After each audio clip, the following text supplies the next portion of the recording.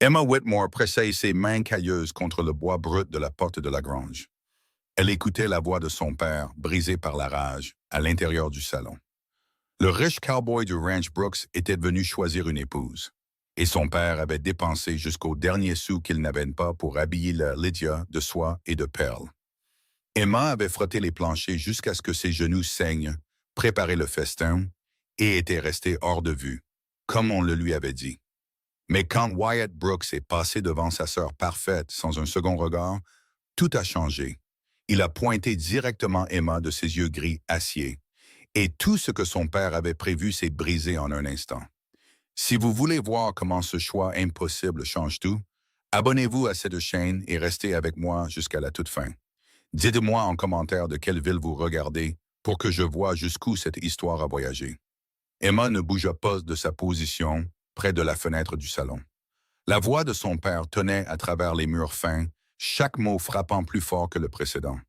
Tu vas retourner là-dedans et lui dire qu'il y a eu une erreur. Dis-lui que tu n'es pas disponible. Dis-lui n'importe quoi, mais tu ne vas pas ruiner la dernière chance de survie de cette famille. La sœur d'Emma, Lydia, parla ensuite, sa voix tendue par quelque chose qu'Emma ne pouvait pas tout à fait nommer. Elle n'a rien fait, père. Il l'a choisi. Qu'était-elle censée faire? Elle était censée rester invisible comme je le lui avais dit. Elle était censée te laisser briller. Mais non, il a fallu qu'elle reste là avec de la saleté sur sa robe et qu'elle lui fasse croire qu'elle était une sorte de femme de la frontière digne d'être réclamée. Emma ferma les yeux. Elle transportait du bois de chauffage quand Wyatt Brooks l'a vue pour la première fois. Elle n'avait pas su qu'il était là. Elle n'avait pas su que son père avait placé Lydia dans le salon de devant comme un tableau destiné à être admiré. Elle faisait simplement ce qu'elle avait toujours fait, travailler pendant que tout le monde se préparait pour quelque chose dont elle ne ferait jamais partie.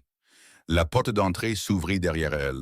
Emma se retourna et vit Wyatt Brooks debout sur le porche, son chapeau à la main, son expression indéchiffrable. « Votre père a beaucoup de choses à dire sur mon choix, » dit-il. Sa voix était profonde, plus rude que celle des garçons de ranch à la langue bien pendue qui passaient parfois en ville. Je me suis dit que je devrais entendre ce que vous avez à dire à ce sujet. Emma se redressa. Je n'ai pas demandé à être choisie. Je le sais. Wyatt s'approcha. C'est en partie pour ça que je vous ai choisi. Vous ne savez rien de moi. Je sais que vous transportiez assez de bois de chauffage pour briser le dos de la plupart des hommes. Je sais que vous n'avez pas sourcillé quand je suis passé devant votre sœur. Et je sais que vous n'êtes pas là à me supplier de changer d'avis. Il pencha légèrement la tête. Est-ce que je me trompe sur l'un de ces points? Les mains d'Emma se serrèrent en poing le long de son corps. Qu'est-ce que vous voulez de moi? Je veux une partenaire, pas une décoration, pas quelqu'un qui va s'effondrer la première fois qu'un cheval doit être débourré ou qu'une clôture doit être réparée. Les yeux gris de Wyatt croisèrent les siens, fermement. Mon père pense que j'ai besoin d'une femme pour que le ranch ait l'air respectable aux yeux des investisseurs. Moi, je pense que j'ai besoin de quelqu'un qui ne s'enfuira pas quand les choses deviendront difficiles. Vous avez l'air de quelqu'un qui connaît les difficultés. Ces mots auraient dû être une insulte, mais ce ne fut pas le cas. Emma avait passé toute sa vie à s'entendre dire qu'elle n'était pas assez jolie, pas assez raffinée, pas assez digne d'être vue. Cet homme lui disait qu'elle était exactement ce dont il avait besoin parce qu'elle était forte. « Mon père n'acceptera jamais ça, » dit Emma doucement. « Votre père n'a pas le choix. L'accord était que je choisirais l'une de ses filles. Je vous ai choisi. » Wyatt remit son chapeau sur sa tête. « La question est de savoir si vous viendrez de votre plein gré ou si je dois vous sortir d'ici pendant qu'il est encore en train de rager à l'intérieur. » Emma eut le souffle coupé. « Vous ne pouvez pas être sérieux. Je ne plaisante pas avec ce genre de choses. J'ai besoin d'une réponse. Emma Whitmore, viendrez-vous avec moi ou non? » À l'intérieur de la maison, la voix de son père s'éleva à nouveau. « Elle ne vaut rien. Elle n'a jamais rien valu. Prenez Lydia. Elle est tout ce qu'un homme comme vous devrait vouloir. » Quelque chose se brisa dans la poitrine d'Emma. 23 ans à être invisible, à ne rien valoir, à être la fille qui n'était pas tout à fait comme il fallait. Et voilà un homme qui la regardait et voyait de la force au lieu de l'échec. « Je viendrai, » dit-elle. Ces mots lui firent l'effet de sauter d'une falaise. « Mais je ne serai pas un trophée que vous exhiberez pour prouver quelque chose à votre père. » La bouche de Wyatt s'incurva légèrement. Je n'y songerai même pas. La porte du salon s'ouvrit brusquement. Richard Whitmore se tenait dans l'embrasure, le visage violet de rage. Emma rentre dans cette maison tout de suite. Emma ne bougea pas. Pour la première fois de sa vie, elle tint bon. Elle vient avec moi, Monsieur Whitmore. La voix de Wyatt portait le poids de la finalité. L'accord est maintenu. J'appellerai le shérif. L'accord a été attesté par le juge Morrison et signé par nos deux pères. Vous voulez rompre ce contrat? Vous expliquerez au juge pourquoi votre parole ne vaut pas le papier sur lequel elle est écrite. Wyatt se tourna légèrement vers Emma. Prenez ce dont vous avez besoin. Nous partons dans 10 minutes.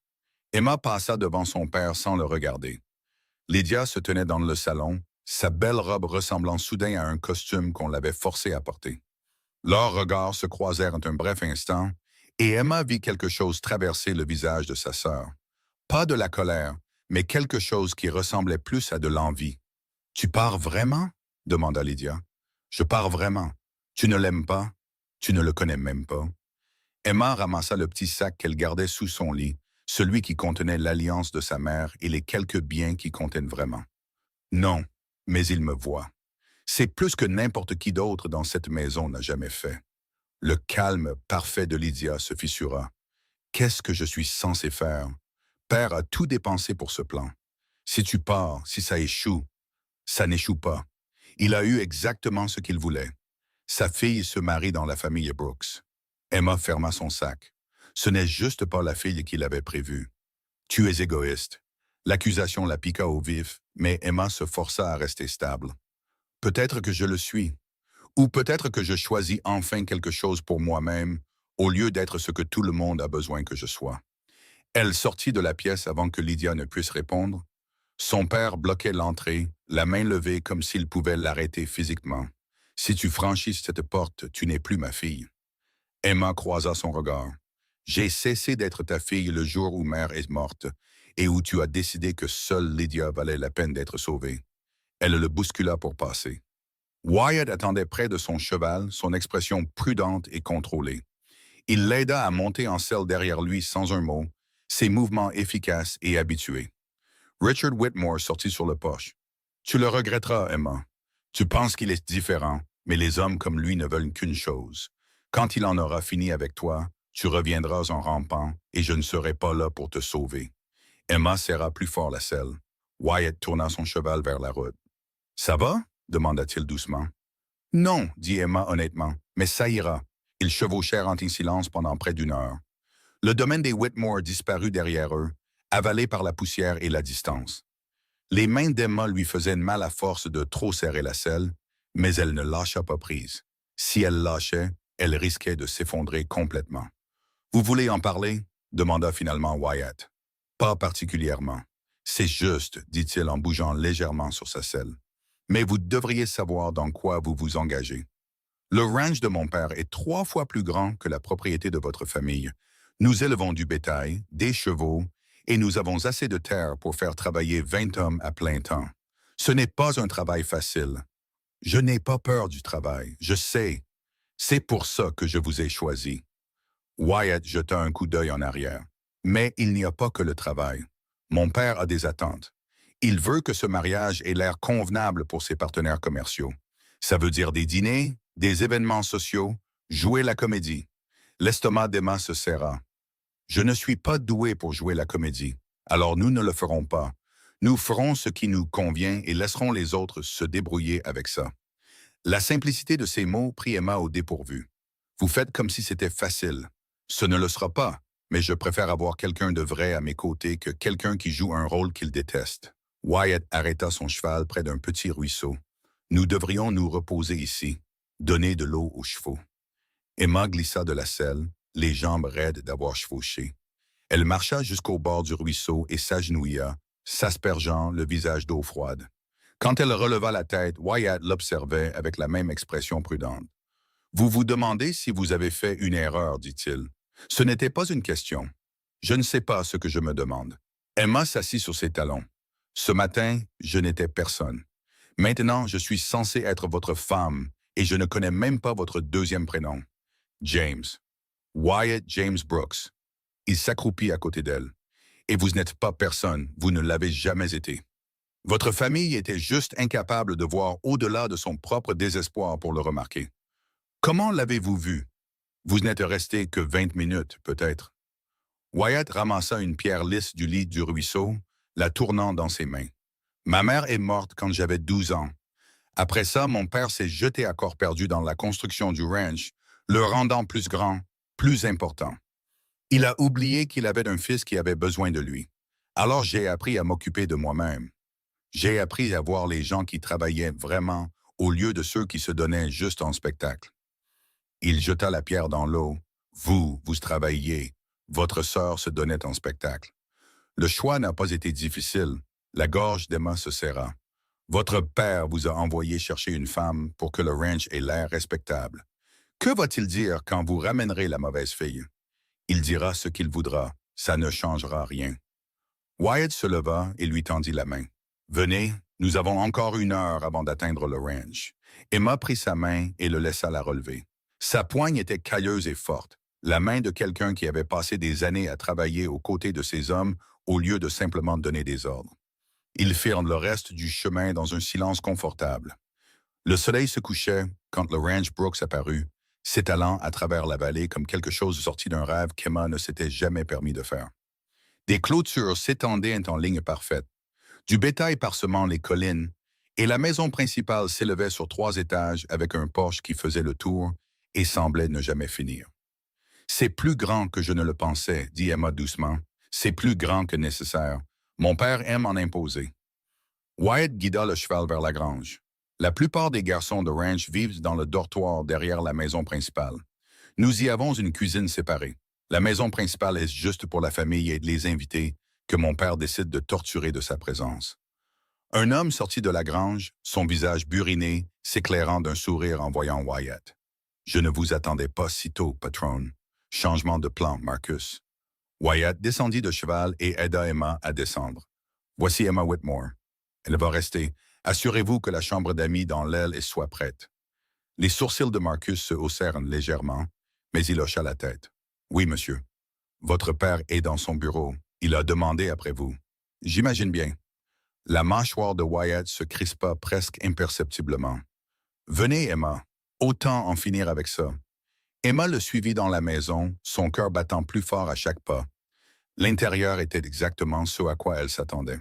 Des meubles chers, des peintures qui coûtaient probablement plus que tout le domaine de sa famille, et une élégance froide qui ressemblait plus à un musée qu'à une maison.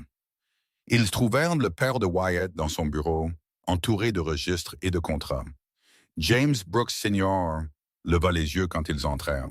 Ses yeux perçants se fixèrent immédiatement sur Emma avec une désapprobation évidente. « Ce n'est pas Lydia Whitmore, » dit-il sèchement. « Non, c'est Emma Whitmore, sa sœur. » La voix de Wyatt ne contenait aucune excuse. « Je l'ai choisie à la place. » Le silence qui suivit semblait dangereux. James Brooks se leva lentement, son regard passant d'Emma à son fils et vice-versa. « Tu as choisi la mauvaise. J'ai choisi exactement celle que je voulais. Cette fille n'est personne. Elle n'a aucune position sociale, aucun raffinement, aucune relation qui vaille la peine. Elle peut travailler plus dur que n'importe quel garçon de ranch que nous avons. Elle ne s'effondre pas quand les choses deviennent difficiles. Et elle est honnête. » Wyatt coupa son père avec une précision froide. « Ça vaut plus que toute la position sociale du territoire. » Le visage de James Brooks s'assombrit. « Tu te crois si malin à prendre des décisions qui affectent toute cette opération sans considérer les conséquences. Ce mariage était censé nous ouvrir des portes. Le nom Whitmore a encore du poids dans certains cercles. Le nom Whitmore est noyé sous les dettes et tout le monde le sait, dit Wyatt. La seule raison pour laquelle Richard Whitmore a accepté cet arrangement, c'est parce qu'il est désespéré. Toutes les portes que son nom aurait pu ouvrir sont déjà fermées. Emma se tenait très droite, observant la bataille de volonté se jouer entre le père et le fils. Elle savait que ce ne serait pas facile, mais s'entendre discuter comme une transaction commerciale lui donna la nausée.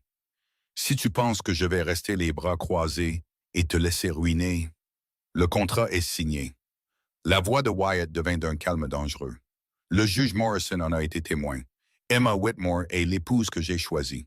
Si vous avez un problème avec ça, vous pouvez en parler à votre avocat et voir jusqu'où vous irez en rompant un accord légal parce que vous n'aimez pas mon choix. Les mains de James Brooks se serrèrent en poigne. Un instant, Emma pensa qu'il allait vraiment frapper son propre fils. Au lieu de ça, il tourna cette fureur froide directement sur elle. Vous, dit-il, qu'est-ce qui vous fait croire que vous êtes qualifié pour faire partie de cette famille? Emma releva le menton. Tous ses instincts lui criaient de s'excuser, de se faire plus petite, de disparaître comme elle l'avait toujours fait. Mais quelque chose dans la présence stable de Wyatt à ses côtés la fit se redresser. Je ne pense pas être qualifiée pour quoi que ce soit, dit-elle clairement. Mais je sais comment travailler. Je sais comment survivre quand tout s'effondre.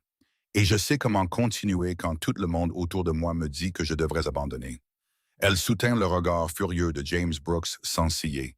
Si ce n'est pas assez bien pour cette famille, alors peut-être que cette femme n'est pas aussi forte que tout le monde le pense. La pièce devint absolument silencieuse. Le père de Wyatt la dévisagea comme si elle venait de le gifler. Puis, de manière inattendue, quelque chose changeait dans son expression. Pas de l'approbation, exactement, mais une reconnaissance à contre-cœur. Vous avez du répondant, dit-il finalement. Voyons si vous avez les reins assez solides pour l'assumer. Il se tourna vers Wyatt. C'est ton choix, ta responsabilité. Si elle échoue, ce sera de ta faute. Elle n'échouera pas, hein, dit simplement Wyatt. James Brooks leur fit signe de partir d'un geste dédaigneux. Sortez de mon bureau, tous les deux. Emma n'eut pas besoin qu'on le lui dise 2 fois. Elle sortit de la pièce la tête haute, sa main ne tremblant que légèrement. Wyatt la suivit de près, fermant fermement la porte. Ça s'est mieux passé que ce que j'attendais, dit-il sèchement. Emma laissa échapper un souffle qui était mi-rire, mi-incrédulité. Votre père me déteste. Il déteste la plupart des gens. Ne le prenez pas personnellement. Wyatt commença à monter le grand escalier. Venez, je vais vous montrer où vous allez loger. La chambre d'amis dans l'aile était plus grande que toute la chambre qu'Emma avait partagée avec Lydia en grandissant. Un lit à baldaquin dominait l'espace, drapé d'un tissu qui semblait trop cher pour être touché. Une armoire se tenait contre un mur, et de grandes fenêtres donnaient sur les vastes pâturages du ranch. C'est trop, dit Emma doucement. Vous vous y habituerez. Wyatt s'appuya contre le cadre de la porte. Le dîner est à 7 heures. Mon père s'attend à ce que tout le monde soit présent, même quand il est en colère. Portez ce dans quoi vous êtes à l'aise. Je me fiche que ce soit la robe avec laquelle vous êtes arrivé. Je n'ai que 2 robes, celle-ci et une qui est encore pire. Alors portez celle-ci. L'expression de Wyatt s'adoucit légèrement. Emma, je pensais ce que j'ai dit tout à l'heure. Je ne m'attends pas à ce que vous soyez quelqu'un que vous n'êtes pas. Soyez simplement vous-même. C'est tout ce dont j'ai besoin. Il partit avant qu'elle ne puisse répondre, fermant doucement la porte derrière lui. Emma s'assit sur le bord du lit immense et se laissa enfin sentir tout le poids de ce qu'elle avait fait. Elle avait quitté tout ce qu'elle connaissait, tourné le dos à sa famille, et s'était liée à un homme qu'elle comprenait à peine. Mais pour la première fois de sa vie, quelqu'un l'avait choisi. Pas malgré ses manières rudes et ses mains calleuses, mais à cause d'elle. Ça devait compter pour quelque chose. Ça devait valoir les risques qu'elle venait de prendre. Emma se leva et se dirigea vers la fenêtre, regardant le soleil se coucher sur une terre qui, d'une manière ou d'une autre, ferait partie de son avenir. Demain apporterait de nouveaux défis, de nouvelles batailles, de nouvelles raisons de douter d'elle-même. Mais ce soir, elle était exactement là où elle avait choisi d'être, et cela devrait suffire. Elle était toujours debout à la fenêtre quand quelqu'un frappa. Emma se retourna et vit une femme dans la cinquantaine debout, dans l'embrasure de la porte, ses cheveux gris tirés en un chignon serré, son expression neutre mais pas méchante. « Je suis Margaret. Je dirige le personnel de la maison. » Les yeux de la femme balayèrent la robe poussiéreuse d'Emma. « Monsieur Brooks m'a demandé de vous apporter quelque chose de convenable pour le dîner. Puis-je entrer? » Emma hocha la tête, reculant. Margaret entra, portant une robe bleu foncé qui semblait bien plus chère que tout ce qu'Emma avait jamais possédé. Ceci appartenait à la mère de Wyatt. Elle avait à peu près votre taille. Margaret posa soigneusement la robe sur le lit. « Monsieur Brooks Senior ne sait pas que je l'ai gardée. Il m'a fait brûler la plupart de ses affaires après son décès. Pourquoi me la donnez-vous? » L'expression de Margaret s'adoucit légèrement. « Parce que Wyatt vous a choisi et ce garçon n'a pas fait de choix pour lui-même depuis 10 ans. Quoi qu'il arrive, Vous représentez quelque chose que son père ne peut pas contrôler, et ça vaut la peine d'être protégé. Elle se dirigea vers la porte. Le dîner est dans 20 minutes. Ne soyez pas en retard. James Brooks utilise la ponctualité comme une arme. Emma fixa la robe après le départ de Margaret. Le tissu était plus fin que tout ce qu'elle avait touché, mais il n'était pas ostentatoire. C'était la robe d'une femme qui avait eu de l'argent, mais n'avait pas eu besoin de le prouver. Elle se changea rapidement, ses doigts maladroits avec des boutons auxquels elle n'était pas habituée. La robe lui allait presque parfaitement, se posant sur ses épaules comme si elle l'avait attendue. Emma aperçut son reflet dans le miroir et se reconnut à peine. La femme qui la regardait n'était plus la fille invisible. Elle n'était pas sûre de qui elle était, mais elle était quelqu'un de différent. La salle à manger était exactement ce à quoi Emma s'attendait. Une table assez longue pour accueillir 20 personnes, des lustres en cristal projetant une lumière fracturée sur des nappes blanches, et plus de couverts que n'importe quel repas ne devrait en nécessiter. James Brooks était assis au bout de la table, son visage taillé dans le granit. Wyatt était assis à sa droite et Margaret avait placé Emma directement en face de Wyatt, la mettant dans le champ de vision direct de James. « Vous avez 2 minutes de retard, » dit James alors qu'Emma entrait. « Alors je m'excuse pour ces 2 minutes. » Emma s'assit sans attendre la permission. « Ça ne se reproduira pas. » Les sourcils de James se haussèrent légèrement. La bouche de Wyatt tressaillit dans ce qui aurait pu être de l'approbation. Un homme plus jeune qu'Emma n'avait pas encore rencontré était assis près de l'autre bout de la table, observant l'échange avec un intérêt évident.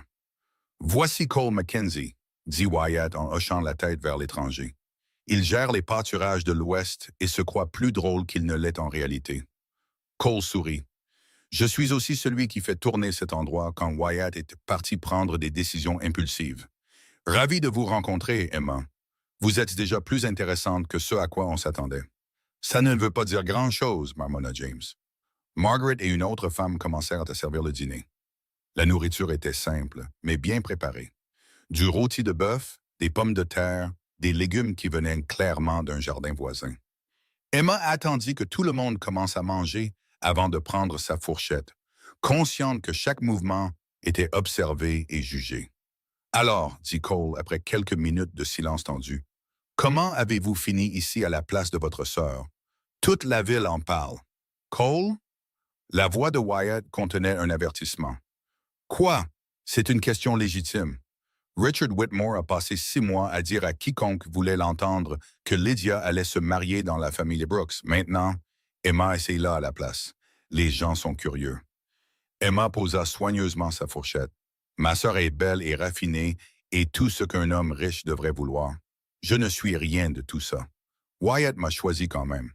Si les gens veulent en parler, ils peuvent en parler autant qu'ils veulent. Ça ne changera rien. Vous pensez qu'être choisi une fois signifie que vous avez gagné quelque chose, dit James. Laissez-moi vous dire ce que vous avez réellement gagné. Vous avez gagné un poste pour lequel vous n'êtes pas qualifié, des attentes que vous ne pouvez absolument pas satisfaire et l'attention de tous les arrivistes du territoire qui attendront de vous voir échouer. Heureusement que j'ai l'habitude que les gens s'attendent à ce que j'échoue. Emma le regarda droit dans les yeux. Je l'ai fait toute ma vie. Les mots flottaient dans l'air comme un défi. La main de Wyatt se resserra sur son verre d'eau, mais il n'intervint pas. Cole regardait entre Emma et James comme s'il assistait à une partie de cartes où les enjeux venaient de devenir intéressants. « Votre père a envoyé un message cet après-midi, » continua James. « Il veut discuter de l'ajustement du contrat de mariage. Il semble qu'il ait changé d'avis sur la fille qu'il veut sacrifier aux ambitions de notre famille. » L'estomac d'Emma se noua, mais elle garda sa voix stable. « Que lui avez-vous dit? » « Je lui ai dit que le contrat reste tel quel, une fille en échange de l'effacement de ses dettes et du sauvetage de ce qui reste de sa réputation. » Le sourire de James était assez aiguisé pour couper. « Je n'ai pas précisé que nous honorerions sa préférence quant à la fille que ce serait. »« Pourquoi faites-vous ça? » demanda Emma doucement. « Vous ne voulez pas de moi ici. Vous l'avez clairement fait savoir. Pourquoi ne pas laisser mon père changer le contrat?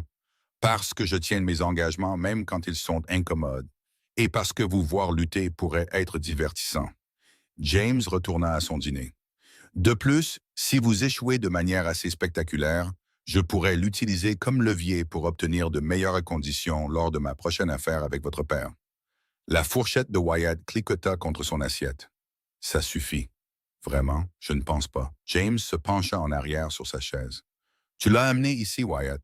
Tu as lié la réputation de notre famille à une fille qui ne sait probablement pas faire la différence entre une fourchette à salade et une fourchette à dessert.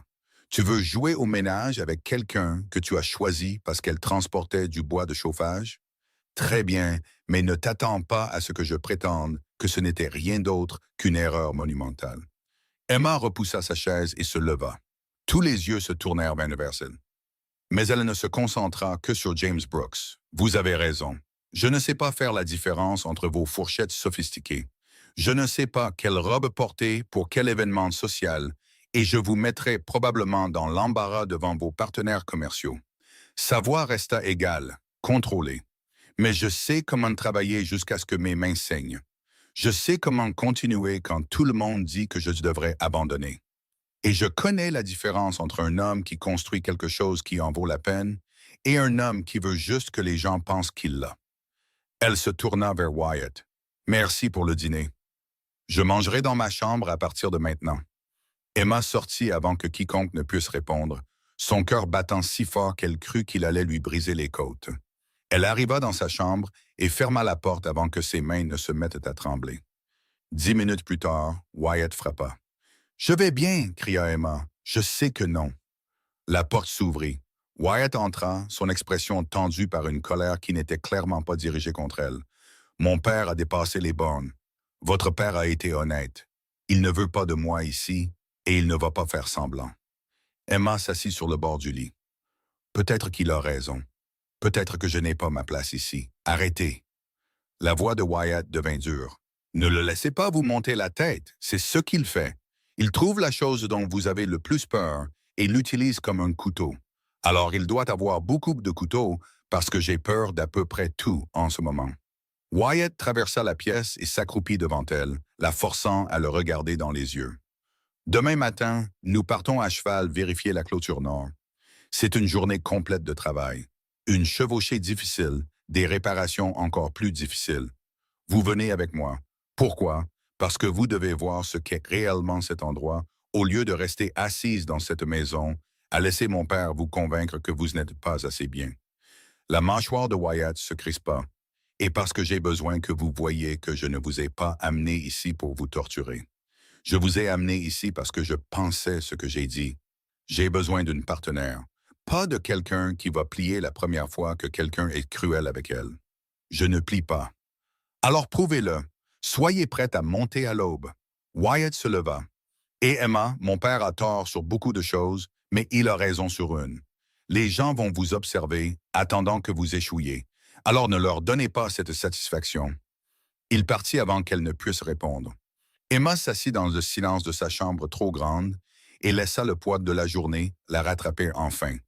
Elle avait quitté une situation impossible pour se jeter dans une autre. Mais au moins cette fois, elle avait fait le choix elle-même. L'aube arriva, froide et vive.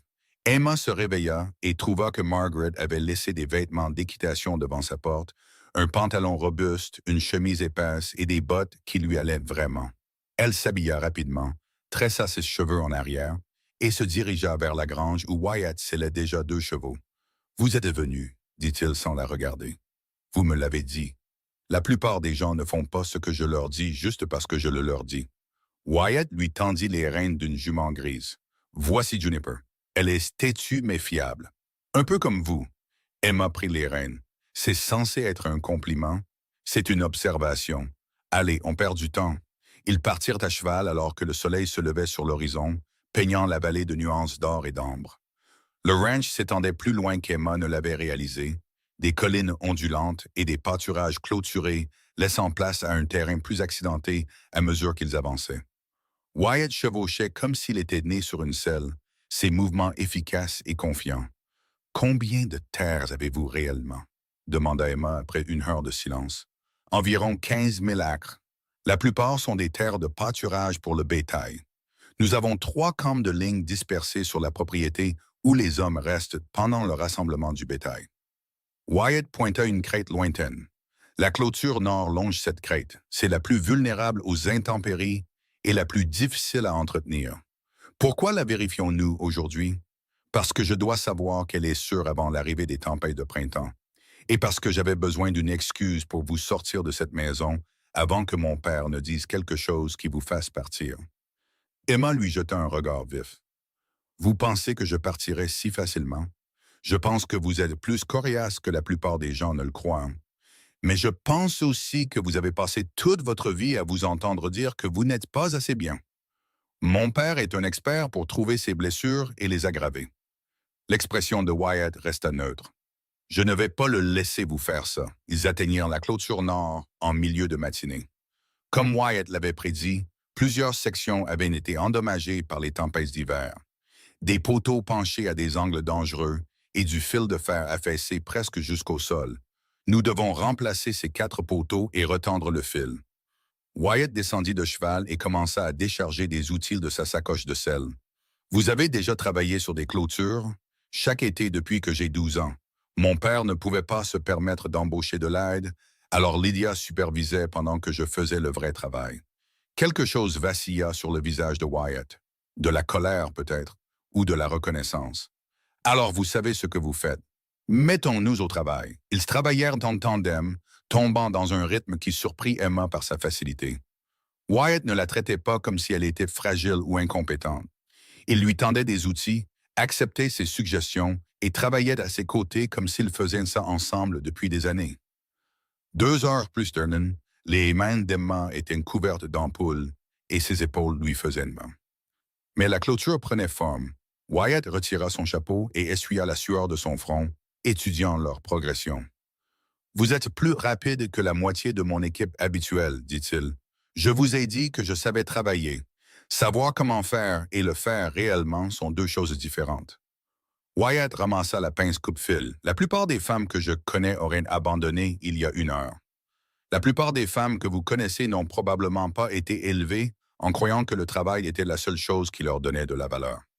Les mots sortirent plus durement qu'Emma ne l'avait prévu. Wyatt posa la pince et se tourna pour lui faire face. « C'est ce que votre père vous a appris? Que votre valeur résidait uniquement dans la quantité de travail que vous pouviez faire? » Les mains d'Emma se resserrèrent sur le poteau de clôture qu'elle tenait. « Mon père m'a appris que je n'étais pas Lydia, et ça voulait dire que je devais être utile d'autre manière. Alors, j'ai appris à être utile, j'ai appris à travailler plus dur, plus longtemps, mieux que ce que l'on attendait. J'ai appris à me rendre indispensable pour qu'il me remarque peut-être. Est-ce que ça a marché? Non. Il m'a quand même envoyé me cacher dans sa grange pendant qu'il montrait Lydia à tout le monde. Emma se força à lâcher le poteau avant de le casser. Mais au moins, quand vous m'avez choisi, je savais que c'était parce que je pouvais réellement apporter quelque chose, pas seulement parce que j'étais jolie dans une robe. Wyatt resta silencieux un long moment. Quand il parla, sa voix était plus douce qu'elle ne l'avait jamais entendue. Ma mère disait que les gens qui se définissent par leur utilité oublient qu'ils ont le droit d'exister, tout simplement. Il m'a fallu des années pour comprendre ce qu'elle voulait dire. Qu'est-ce qu'elle voulait dire? Elle voulait dire que vous avez de la valeur juste en étant là, pas à cause de ce que vous pouvez faire ou de la dureté de votre travail, juste parce que vous existez. Wyatt ramassa son chapeau et le remit sur sa tête. Vous n'avez pas à gagner votre place ici, Emma. Vous l'avez déjà. Les mots frappèrent Emma plus fort qu'elle ne s'y attendait. Elle se détourna rapidement, faisant semblant d'examiner la ligne de clôture, clignant des yeux pour retenir la brûlure soudaine dans ses yeux. Ils finirent les réparations en silence, mais c'était un silence différent d'avant. Confortable, presque amical.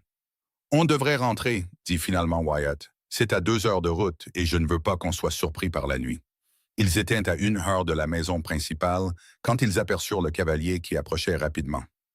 Cole arrêta son cheval devant eux, son expression sombre. « On a un problème, dit-il. Richard Whitmore est arrivé il y a environ 1 heure avec Lydia. Ils sont à la maison avec votre père et ça ne se passe pas bien. » L'estomac d'Emma se noua. « Que veulent-ils? Ils veulent que vous rentriez à la maison. Ils prétendent que Wyatt vous a forcé à partir, que vous ne compreniez pas ce que vous acceptiez. » Les yeux de Cole se tournèrent vers Wyatt. « Votre père apprécie beaucoup trop la situation. Il laisse Richard s'enfoncer tout seul pendant que Lydia reste là, l'air d'un tableau tragique. « Il faut qu'on rentre, dit Emma doucement. La mâchoire de Wyatt se crispa. Vous n'êtes pas obligé de leur faire face si vous ne voulez pas. Je peux m'en occuper.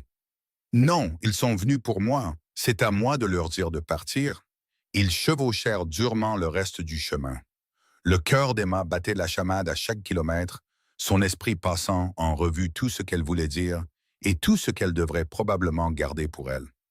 Au moment où ils atteignirent la maison principale, le soleil se couchait, peignant la confrontation à venir de nuances de rouge et d'or.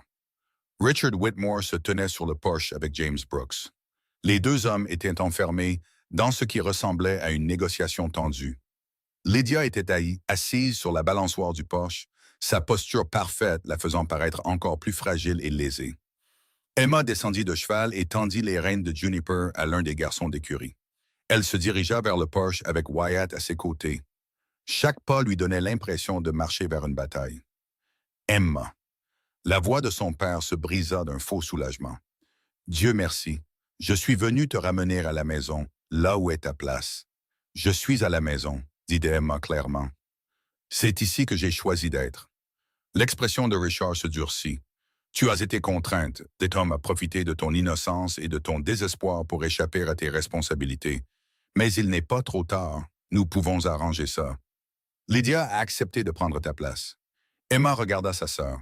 Lydia soutint son regard avec une expression qu'Emma ne pouvait pas tout à fait déchiffrer. De la peine, de la colère, du désespoir, tout mélangé. « C'est ce que tu veux, Lydia ?» demanda Emma. « Tu veux épouser un homme à qui tu n'as jamais parlé juste pour sauver le domaine de père? »« Je veux faire mon devoir envers notre famille, » dit Lydia, sa voix stable mais tendue. « Quelque chose que tu ne comprends manifestement pas. Je comprends parfaitement. Tu veux que je revienne pour que tu puisses prétendre que tout va bien? Pour que père puisse t'utiliser comme monnaie d'échange? Pour que tu puisses continuer à jouer le rôle de la fille parfaite pendant que je disparais à nouveau en arrière-plan? » La voix d'Emma resta égale. « Mais j'en ai fini de disparaître. J'ai fait mon choix. Je reste. Tu es égoïste. » Lydia se leva, son calme se brisant enfin. « Tu ne l'aimes pas. Tu le connais à peine. Tu fuis simplement tes responsabilités parce que tu es trop faible pour y faire face. Peut-être que je fuis, mais au moins je cours vers quelque chose que j'ai choisi au lieu de quelque chose que Père a décidé pour moi. » Richard s'avança. « Si tu ne reviens pas de ton plein gré, je n'aurai d'autre choix que d'engager une action en justice. » Le contrat spécifiait une fille. Il ne spécifiait pas laquelle. Si tu refuses d'honorer l'accord de ta famille... Le contrat a été honoré, interrompit James Brooks en douceur. Une fille mariée à mon fils en échange de l'effacement de vos dettes. Emma Whitmore est cette fille. Si vous voulez contester ce point, nous pouvons faire venir le juge Morrison ici et le laisser vous expliquer le droit des contrats. Il ne s'agit pas de la loi. Il s'agit de ce qui est juste. Le visage de Richard devint rouge foncé. Emma n'est pas équipée pour cette vie. Elle échouera. Et quand elle le fera, cela se reflètera négativement sur nos deux familles. Lydia est le choix sensé. Alors vous auriez dû être plus précis dans votre contrat, dit froidement Wyatt. Emma reste. Vous partez. Fin de la discussion. Le masque parfait de Lydia se brisa enfin complètement. Tu l'as choisie parce qu'elle est assez brisée pour être reconnaissante. Tu l'as choisie parce que tu savais qu'elle ferait tout ce que tu voulais juste pour se sentir désirée. Mais elle te ment, Wyatt. Elle ne veut pas de ça. Elle a juste trop peur d'admettre qu'elle a fait une erreur. Les mains d'Emma se serrèrent d'un ton point. Tu ne sais pas ce que je veux, Lydia. Tu n'as jamais pris la peine de demander. Tu étais trop occupée à être exactement ce que Père avait besoin que tu sois. Et tu étais trop occupée à m'en vouloir pour ça. La voix de Lydia s'éleva. Tu crois que je ne sais pas comment tu me regardais? Comme si j'étais l'ennemi. Je n'ai jamais demandé à être la favorite. Je n'ai jamais rien demandé de tout ça. Mais tu l'as pris quand même. Tu as pris tout ce que Père t'offrait et tu ne t'es jamais demandé si c'était juste. Tu ne t'es jamais demandé pourquoi je devais travailler 2 fois plus dur pour la moitié de la reconnaissance. La voix d'Emma se brisa légèrement. Alors ne reste pas là à me dire que je ne sais pas ce que je veux. Pour la première fois de ma vie, j'ai choisi quelque chose pour moi-même. C'est plus que ce que tu n'as jamais fait. Le silence qui suivit ressembla à l'œil d'un cyclone. Richard regardait ses filles, son visage tordu de fureur et de quelque chose qui aurait pu être de la honte. James Brooks observait le tout avec une satisfaction évidente. « Si tu restes ici, tu n'es plus ma fille, » dit finalement Richard. Emma se força à rester stable. Tu as pris cette décision le jour où mère est morte et où tu as décidé que seule Lydia comptait. Je ne fais que l'accepter enfin. Sortez de ma propriété, dit Wyatt doucement. Tous les deux, et ne revenez pas. Richard attrapa le bras de Lydia et la tira vers leur calèche. Lydia regarda en arrière une fois, ses yeux croisant ceux d'Emma. Pendant une seconde, Emma vit dans l'expression de sa sœur quelque chose qui ressemblait presque à de la compréhension, ou peut-être de l'envie. Puis le moment passa et ils étaient partis, disparaissant dans l'obscurité grandissante. Les jambes d'Emma la lâchèrent, où elle s'assit lourdement sur les marches du porche, tout son corps tremblant. Wyatt s'assit à côté d'elle, sans la toucher, juste présent. « Ça va? » demanda-t-il après un moment. « Non, dit Emma honnêtement, mais ça ira. » James Brooks se tenait au-dessus d'eux. C'était toute une performance. Très dramatique. Maintenant, voyons si vous pouvez réellement survivre à ce qui va suivre. Il entra dans la maison, laissant Emma et Wyatt seuls dans la lumière déclinante. « Il a raison, vous savez, dit Emma doucement. Ce n'est que le début. Il y aura d'autres épreuves, d'autres gens qui attendront que j'échoue. Je sais. » L'épaule de Wyatt se pressa contre la sienne, solide et chaude. « Mais vous n'avez pas à les affronter seuls. C'est tout l'intérêt de cet arrangement, vous vous souvenez? Un partenariat. » Emma laissa échapper un souffle tremblant. Elle avait brûlé tous les ponts vers son ancienne vie. Il n'y avait plus de retour en arrière possible, pas de filet de sécurité, pas de seconde chance. Mais peut-être que c'était exactement ce dont elle avait besoin. Peut-être que brûler ces ponts était le seul moyen de construire quelque chose de nouveau. Elle devait juste espérer qu'elle était assez forte pour survivre à ce qui allait suivre. Le lendemain matin, Emma se réveilla et trouva Margaret qui lui secouait doucement l'épaule. « On a besoin de vous à la grange. Un des chevaux m'est bas et ça ne se passe pas bien. Wyatt a demandé à vous voir spécifiquement. » Emma fut habillée et sortit en moins de 5 minutes, ses cheveux encore emmêlés par le sommeil. La grange était éclairée par des lanternes et elle pouvait entendre les bruits de détresse d'un cheval avant même d'entrer. Wyatt était agenouillé à côté d'une jument en plein travail, ses mains couvertes de sang, son visage tendu par la concentration. « Ça fait 3 heures qu'elle est comme ça. Le poulain est mal tourné. Il ne leva pas les yeux. J'ai besoin de quelqu'un avec des mains plus petites pour aider à le guider. Pouvez-vous le faire? » Emma tomba à genoux à côté de lui sans hésitation. « Dites-moi ce dont vous avez besoin. » Pendant les 40 minutes suivantes, ils travaillèrent ensemble dans un silence tendu. Les mains d'Emma suivaient exactement les instructions de Wyatt, cherchant la position du poulain, le guidant doucement dans le bon angle. La jument se débattait et criait, et les bras d'Emma tremblaient d'épuisement, mais elle n'arrêta pas. « Presque, dit Wyatt. Encore une poussée. Guidez les pattes avant en premier. » Emma fit exactement ce qu'il disait. Le poulain glissa dehors dans un flot de liquide et de soulagement, atterrissant dans la paille avec un bruit sourd et humide. Pendant un terrible instant, il ne bougea pas. Puis il frissonna, prit une inspiration haletante et leva la tête. « Vous l'avez fait, » dit Wyatt doucement. Emma s'assit sur ses talons, les bras tremblants, sa chemise trempée de sang et de liquide amniotique. « Nous l'avons fait. » Les yeux de Wyatt croisèrent les siens, et quelque chose changea entre eux.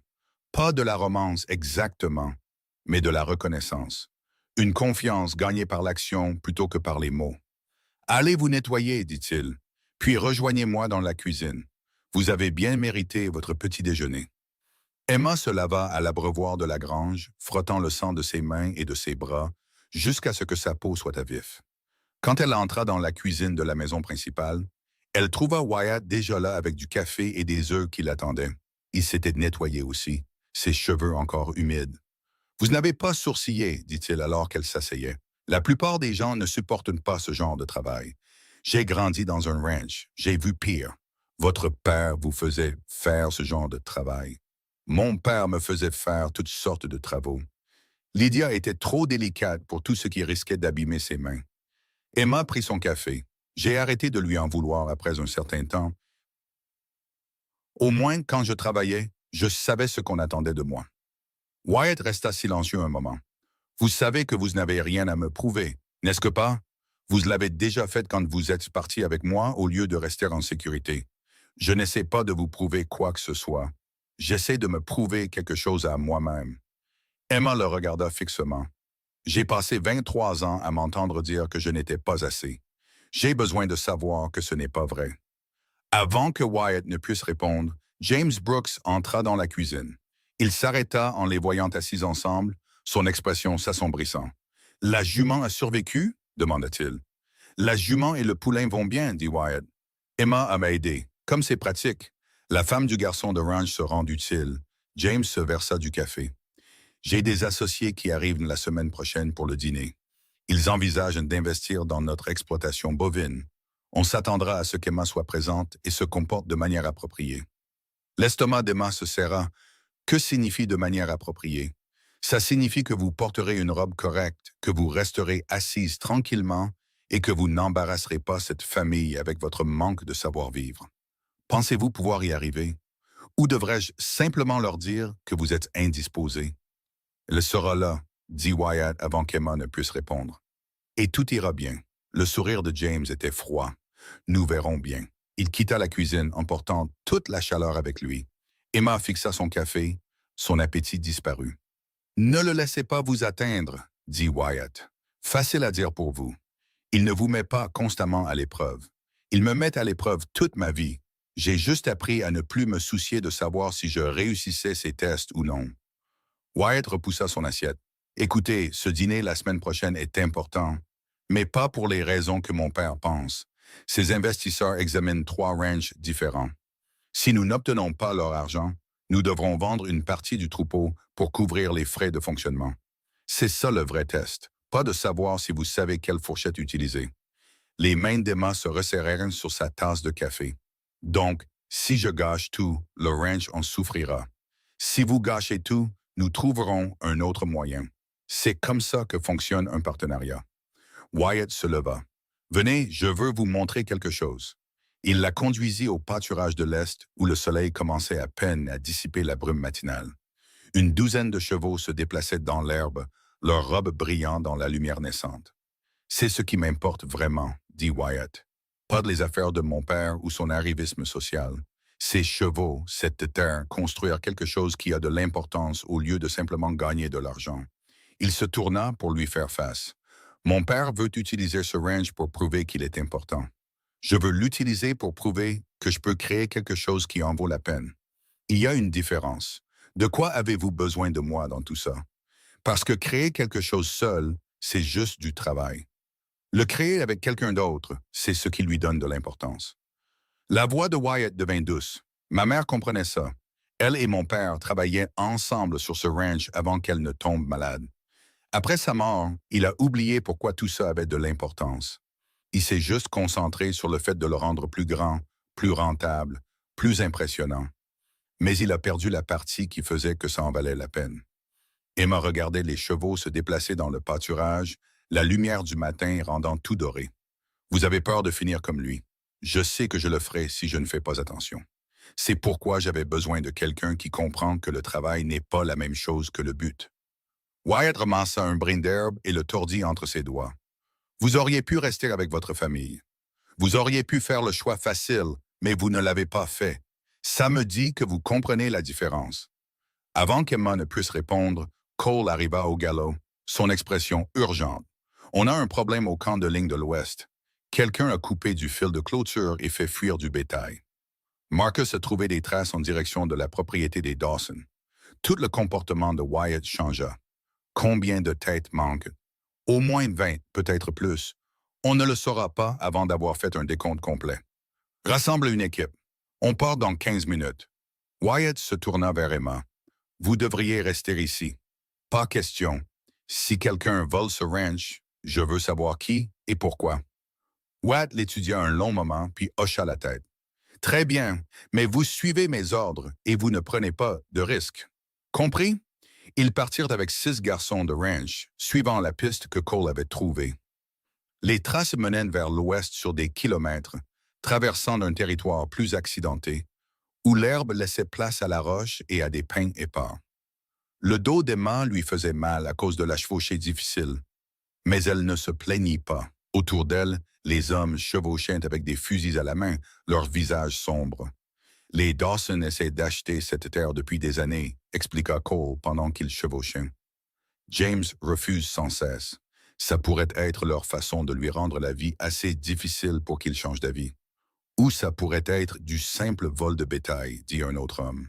Il y a plein de gens par ici qui voleraient du bétail juste parce qu'ils le peuvent. Ils trouvèrent le bétail dans un canyon encaissé sur ce qui était techniquement la terre des Dawson, parqué avec une clôture temporaire.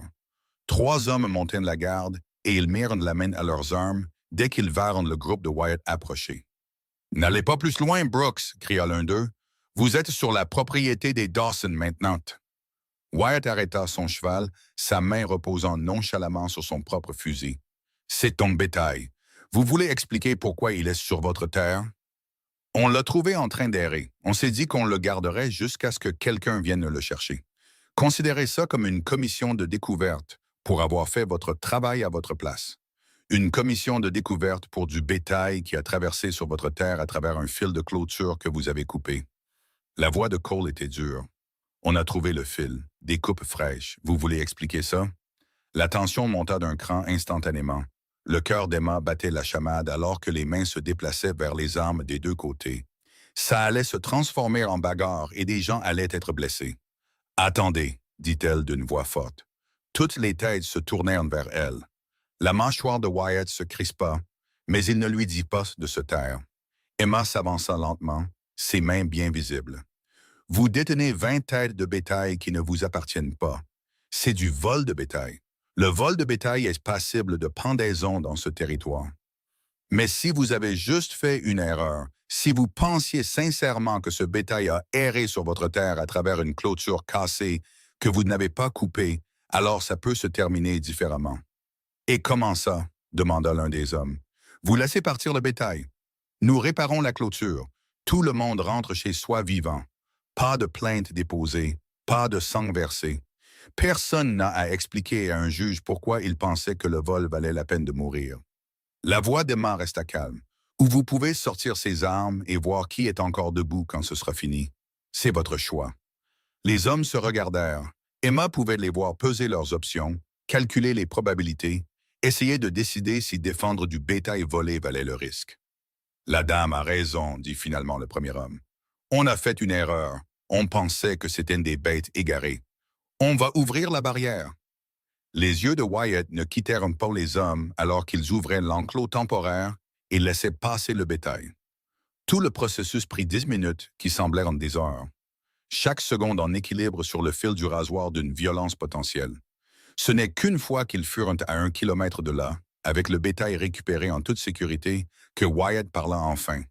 C'était soit très intelligent, soit très stupide. Je n'ai pas encore décidé. Ça a marché, n'est-ce pas, cette fois? La prochaine fois, il pourrait ne pas être intéressé par la discussion.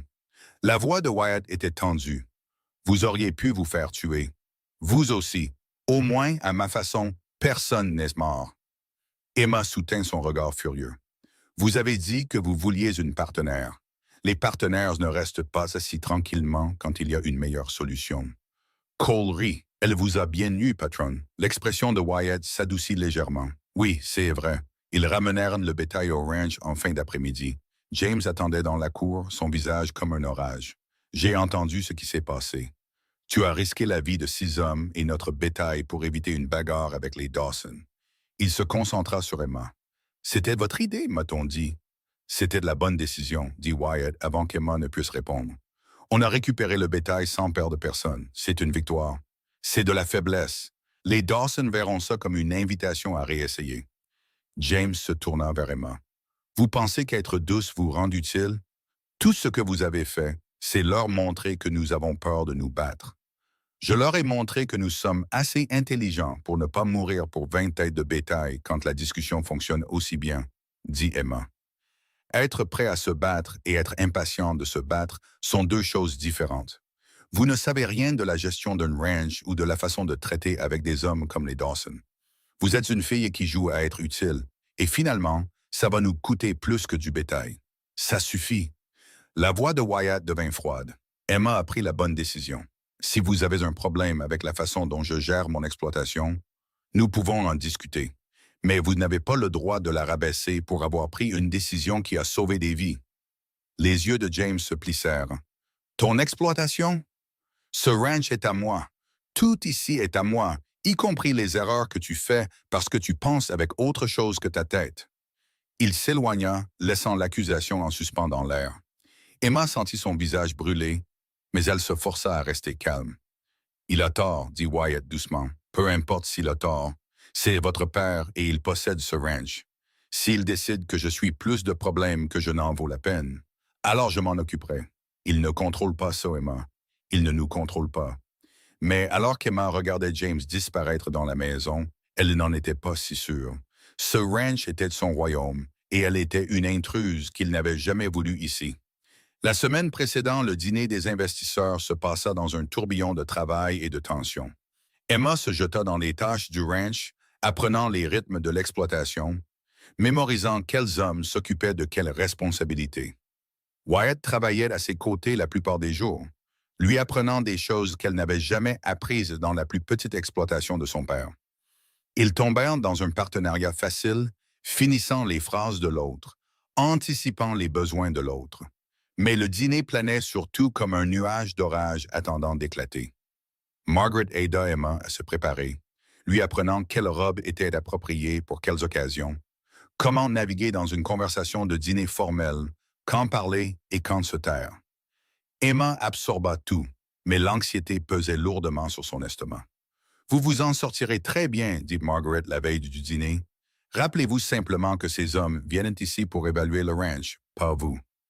Ne laissez pas James vous faire croire le contraire. » Mais lorsque les investisseurs arrivèrent le lendemain soir, il était clair que James avait d'autres plans.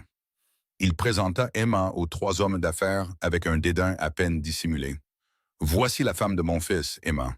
Elle a récemment rejoint notre famille, issue de circonstances plus modestes. Les mots étaient conçus pour blesser et ils atteignirent leur cible. Emma se sentit rétrécir, redevenir invisible, la fille qui n'était pas assez bien. Puis, elle sentit la main de Wyatt dans le creux de son dos, stable et solide. « Emma a été d'une aide précieuse pour l'exploitation, dit Wyatt en douceur. Elle a aidé à sauver une jument en train de mettre bas la semaine dernière et à récupérer du bétail volé sans effusion de sang. Nous avons de la chance de la voir. » L'un des investisseurs, un homme nommé Harrison, aux yeux vifs et aux cheveux grisonnants, étudia Emma avec intérêt. Du bétail récupéré, ça ressemble à une histoire qui vaut la peine d'être entendue. Emma jeta un coup d'œil à James, qui la regardait avec un calcul froid. C'était un test. Il s'attendait à ce qu'elle trébuche, qu'elle prouve qu'elle n'avait pas sa place. Elle se redressa et regarda Harrison droit dans les yeux. « Les Dawson coupaient notre clôture et faisaient fuir le bétail. Nous les avons suivis jusqu'à un canyon encaissé où ils avaient parqué environ 20 têtes. Ça aurait pu tourner à la fusillade, mais j'ai suggéré de leur donner une porte de sortie à la place. Ils ont laissé partir le bétail. Nous avons réparé la clôture. Tout le monde est rentré chez soi vivant. » La voix d'Emma resta égale. « D'après mon expérience, garder ces hommes en vie vaut plus que de prouver qu'on est prêt à se battre. » Les sourcils d'Harrison se haussèrent. Bien pensé. Trop de ranchers par ici perdent de bons travailleurs par orgueil. Depuis combien de temps êtes-vous dans le secteur du bétail? Toute ma vie, bien qu'à une échelle plus petite que celle-ci. L'exploitation de mon père n'avait rien à voir avec ce que la famille Brooks a construit. Emma sentit la main de Wyatt se presser légèrement contre son dos, un encouragement silencieux. Mais les principes sont les mêmes. Prenez soin de vos animaux. Prenez soin de votre terre. Prenez soin de vos gens. Tout le reste en découle. Sage parole. Harrison se tourna vers James. « Votre fils a bien choisi, semble-t-il. » Le sourire de James n'atteignit pas ses yeux. « Nous sommes encore en train d'apprendre de quoi elle est capable. » Le dîner lui-même fut une épreuve d'endurance. Emma resta silencieuse pendant la majeure partie, ne parlant que lorsqu'on s'adressait directement à elle, regardant James opérer sa magie commerciale. Il dépeignit une image d'un ranch prêt pour une expansion massive, une exploitation bovine qui dominerait le territoire. Les investisseurs écoutaient, posaient des questions, sondaient des faiblesses. Ce n'est qu'au dessert que l'un d'eux, un homme plus jeune nommé Fletcher, se tourna directement vers Emma. « Madame Brooks, vous avez été silencieuse pendant la majeure partie de cette discussion. Quelle est votre opinion sur les plans d'expansion de votre beau-père? » La table devint silencieuse. La fourchette de James s'arrêta à mi-chemin de sa bouche. La main de Wyatt trouva celle d'Emma sous la table. la serrant doucement. Emma pouvait jouer la sécurité. Elle pouvait donner une réponse vague et de soutien qui ne signifiait rien. Ou elle pouvait dire la vérité. Je pense que l'expansion pour le plaisir de l'expansion est dangereuse, dit-elle prudemment. Un ranch de cette taille nécessite une attention constante. Ajouter plus de terre, plus de bétail, plus de responsabilités sans l'infrastructure pour le soutenir, c'est comme ça que les exploitations s'effondrent. Mon père a essayé de s'étendre au-delà de ce qu'il pouvait maintenir, et ça a failli détruire tout ce qu'il avait construit. Elle regarda Fletcher droit dans les yeux. Avant de vous étendre, vous devez vous assurer que ce que vous avez déjà est durable. Sinon, vous ne faites que construire une plus grande maison sur des fondations fragiles. Le silence qui suivit ressembla au moment avant que la foudre ne frappe. Le visage de James était devenu blanc de rage à peine contenu. La main de Wyatt se resserra sur la sienne sous la table. Puis Harrison se mit à rire. « Elle a absolument raison, dit-il en secouant la tête. James, vous avez poussé ce plan d'expansion avec force. Mais votre belle-fille vient d'identifier la préoccupation exacte que nous contournions toute la soirée. Vous fonctionnez déjà presque à pleine capacité. Ajouter 5000 acres de plus vous étirerait trop. » James força un sourire. Emma n'a pas accès à toutes les informations. Elle a accès au bon sens, ce qui vaut plus que la plupart des projections financières. Harrison posa son verre de vin. « Je suis intéressé par l'investissement, James, mais pas par l'expansion. Je veux investir dans la stabilisation de ce que vous avez, le rendre plus efficace, plus rentable.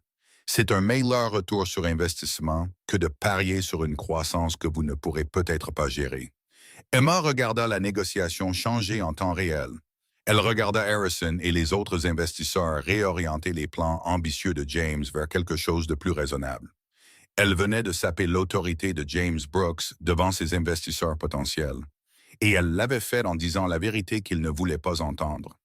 Lorsque les investisseurs partirent enfin plusieurs heures plus tard, repus de bonne nourriture et de promesses de rédiger des contrats d'investissement, James se tourna vers Emma avec une fureur froide. « Comment osez-vous me contredire devant ces hommes? J'ai répondu honnêtement à une question. Vous m'avez fait passer pour un imbécile qui ne comprend pas sa propre exploitation. Vous vous êtes fait passer pour quelqu'un de plus intéressé par l'ego que par la durabilité. » La peur d'Emma s'était consumée, ne laissant que l'honnêteté fatiguée. Ils allaient partir si vous continuiez à pousser l'expansion. Je leur ai donné une raison d'investir dans ce que vous avez déjà. Vous devriez me remercier. Te remercier? La voix de James s'éleva. Tu es la fille d'un garçon de range qui joue à être quelque chose de plus. Tu n'as pas à avoir d'opinion sur la façon dont je gère mes affaires. En fait, si. Wyatt s'interposa entre eux. C'est ma femme. Ça fait d'elle une partie de cette famille et de cette exploitation. Et elle avait raison. Vous poussiez trop fort pour l'expansion, et il pouvait sentir le désespoir. C'est entre moi et elle. Non, c'est entre vous et moi. Emma reste, elle a son mot à dire. Et si vous ne pouvez pas l'accepter, alors il est peut-être temps de parler de diviser ce ranch en exploitations séparées. La menace flottait dans l'air comme une lame. James fixa son fils, son expression passant de la colère au calcul, puis à quelque chose qui aurait pu être un respect à contre-cœur. Tu diviserais vraiment ce ranch pour elle? Je diviserais ce ranch pour beaucoup de Shulim. Qu'elle soit traitée avec respect en est une. La voix de Wyatt resta stable. C'est votre choix, père. Nous travaillons ensemble, tous les trois, ou nous travaillons séparément. Mais l'époque où vous contrôliez tout est révolue. James resta silencieux un long moment. Puis il se tourna et se dirigea vers son bureau sans un autre mot. Emma laissa échapper un souffle qu'elle ne savait pas qu'elle retenait. Ses mains tremblaient à nouveau, l'adrénaline la rattrapant enfin.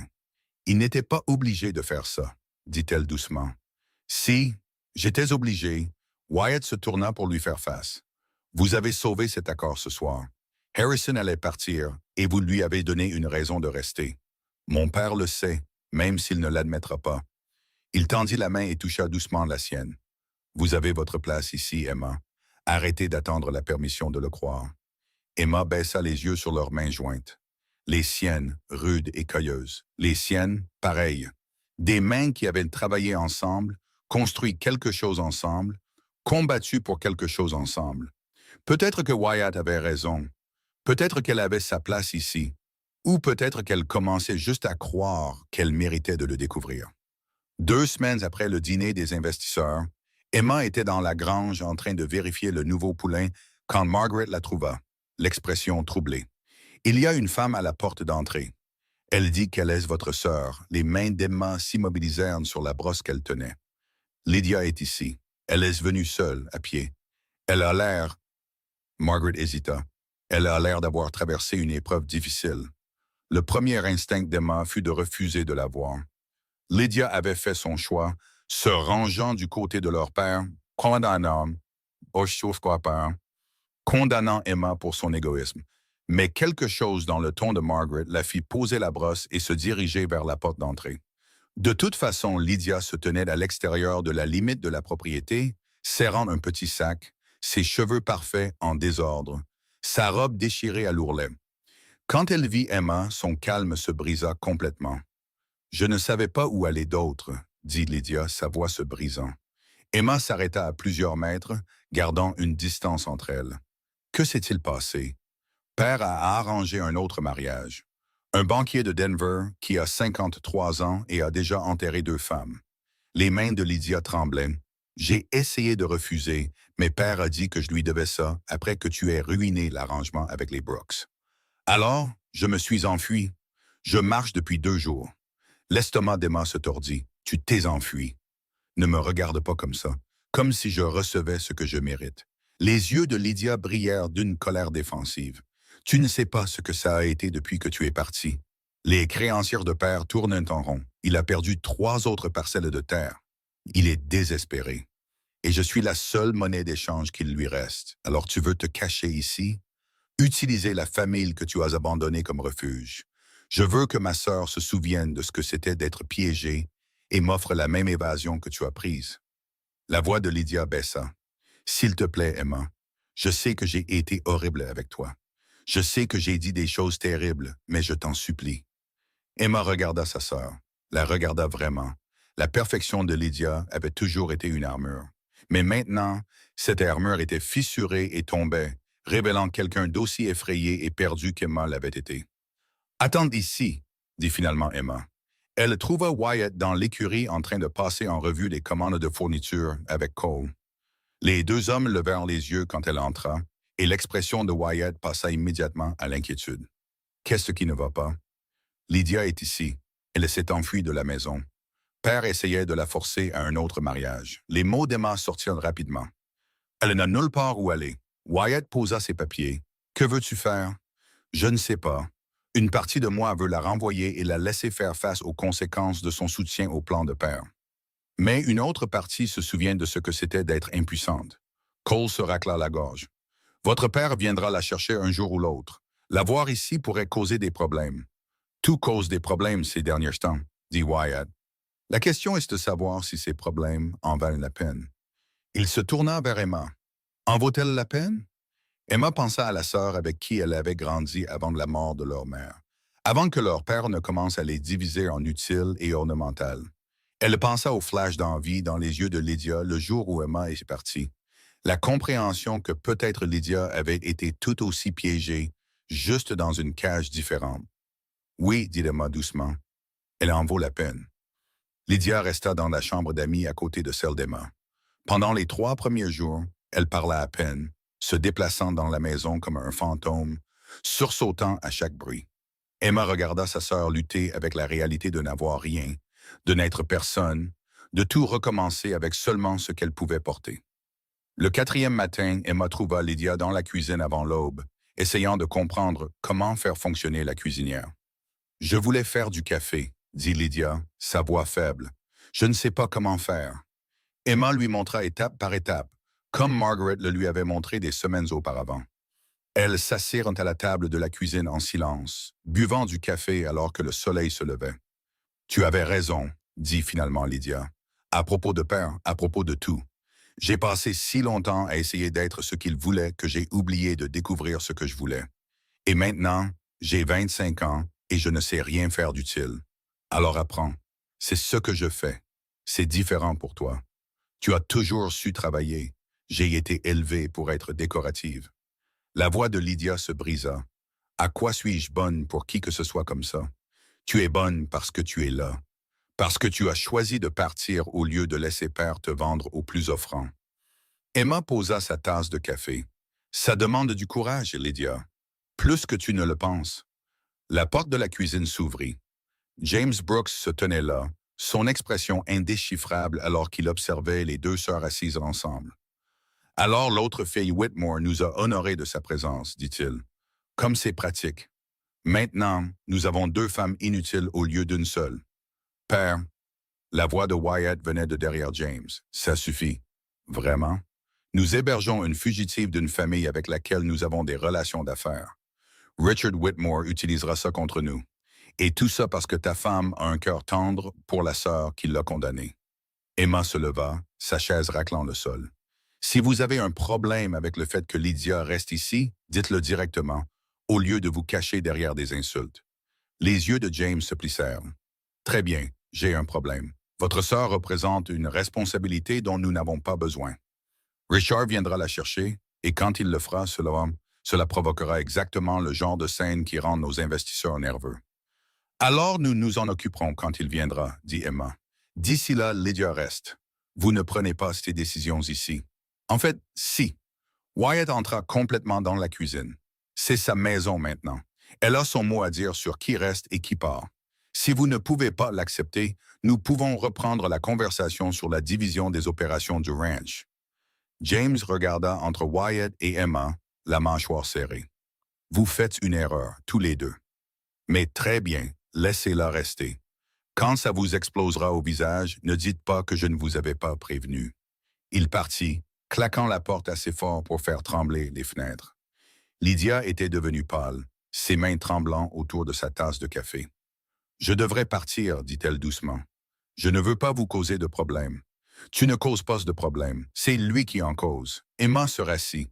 Et tu restes. Je ne laisserai plus père nous contrôler, ni l'une ni l'autre. Au cours de la semaine suivante, Emma regarda sa sœur revenir lentement à la vie.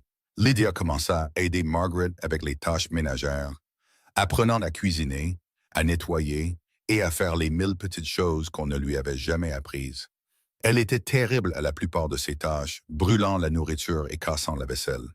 Mais elle continuait d'essayer. Emma se retrouva à enseigner à Lydia les mêmes compétences qu'elle avait apprises au fil des années en étant invisible. Et quelque chose changea entre elles. « Pourquoi m'aides-tu » demanda Lydia un après-midi alors qu'elles travaillaient ensemble à réparer une selle déchirée. « J'ai été horrible avec toi. Je suis resté les bras croisés pendant que père te traitait comme si tu n'avais pas d'importance. » Les mains d'Emma s'immobilisèrent sur le cuir. « Parce que je sais ce que ça fait de croire qu'on ne vaut rien. Et parce que quelque part, sous toute la manipulation de père, tu es toujours la sœur qui me donnait de la nourriture en plus quand il m'envoyait au lit sans dîner. » Les yeux de Lydia se remplirent de larmes. « Tu te souviens de ça? »« Je me souviens de beaucoup de choses, les bonnes et les mauvaises. » Emma reprit de sa couture. « On ne peut pas changer ce qui s'est passé, mais on peut décider de ce qui se passera ensuite. » Cette nuit-là, Emma ne put dormir. Elle se retrouva à marcher dans la maison sombre, son esprit tourbillonnant avec tout ce qui avait changé. Elle avait quitté la maison pour échapper à l'invisibilité. Maintenant, elle était responsable de la sécurité de sa sœur, gagnant le respect des garçons de ranch qui doutaient d'elle, naviguant dans les tests constants de James Brooks et essayant de comprendre ce qu'elle signifiait réellement pour Wyatt au-delà de leur arrangement commercial. Elle trouva Wyatt sur le porche, regardant les pâturages sombres. « Tu n'arrivais pas à dormir non plus ?» demanda-t-il sans se retourner. Emma s'assit à côté de lui sur la balançoire du porche. « Je pense trop. À Lydia, à tout. Il y a un mois, je n'étais personne. Maintenant, on s'attend à ce que je sois quelqu'un, et je ne suis pas sûr de savoir comment faire. » Wyatt resta silencieux un long moment.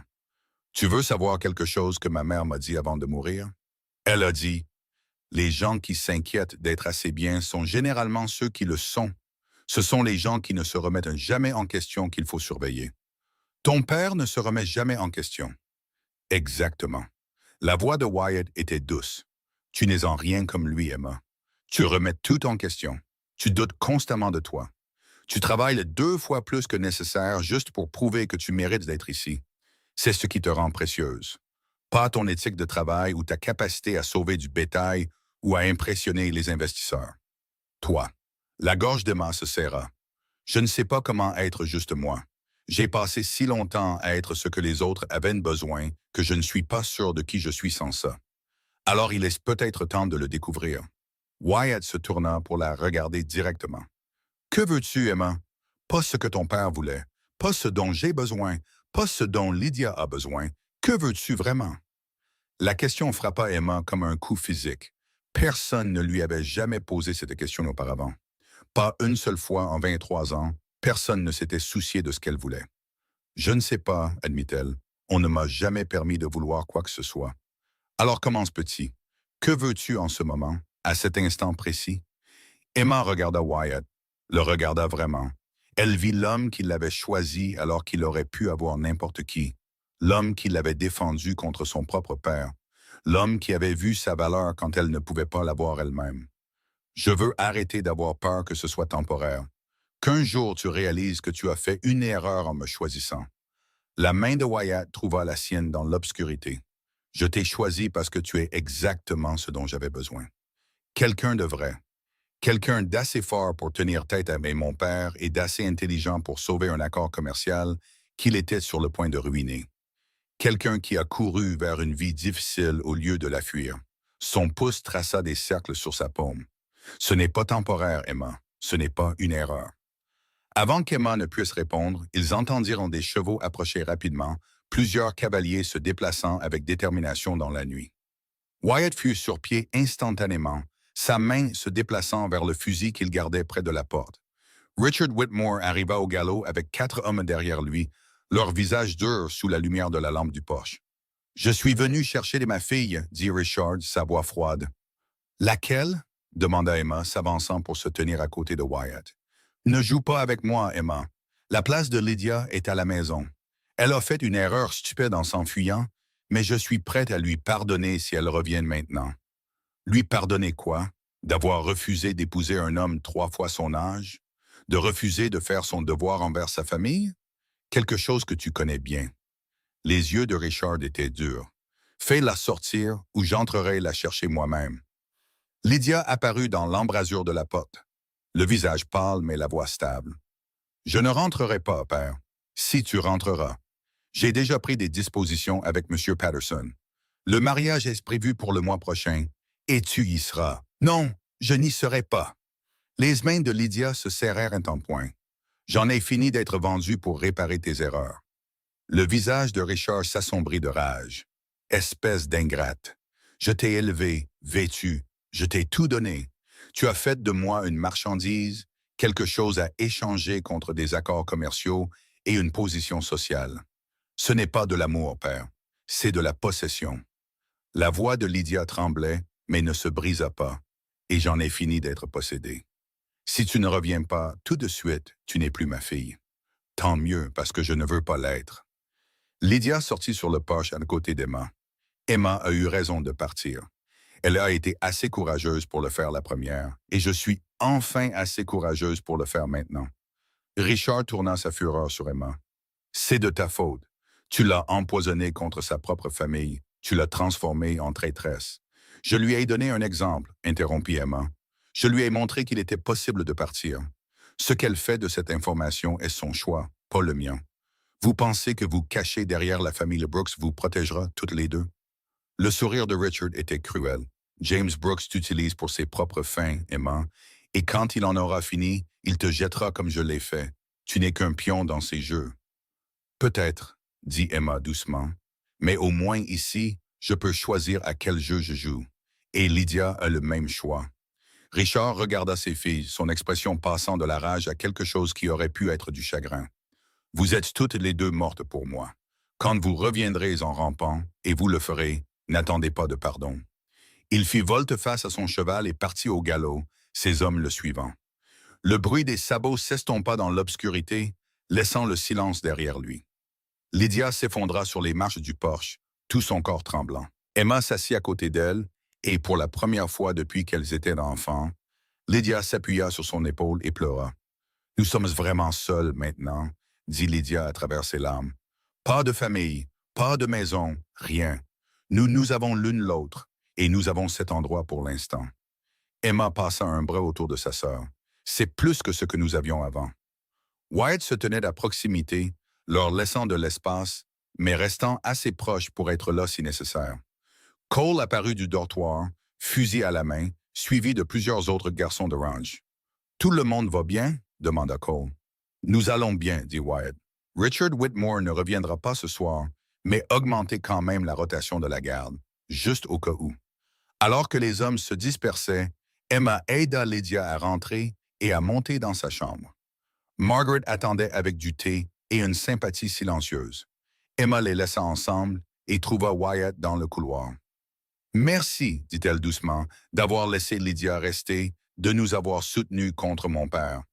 Tu n'as pas à me remercier de faire ce qui est juste. » L'expression de Wyatt était sérieuse. « Mais Emma, tu dois comprendre quelque chose.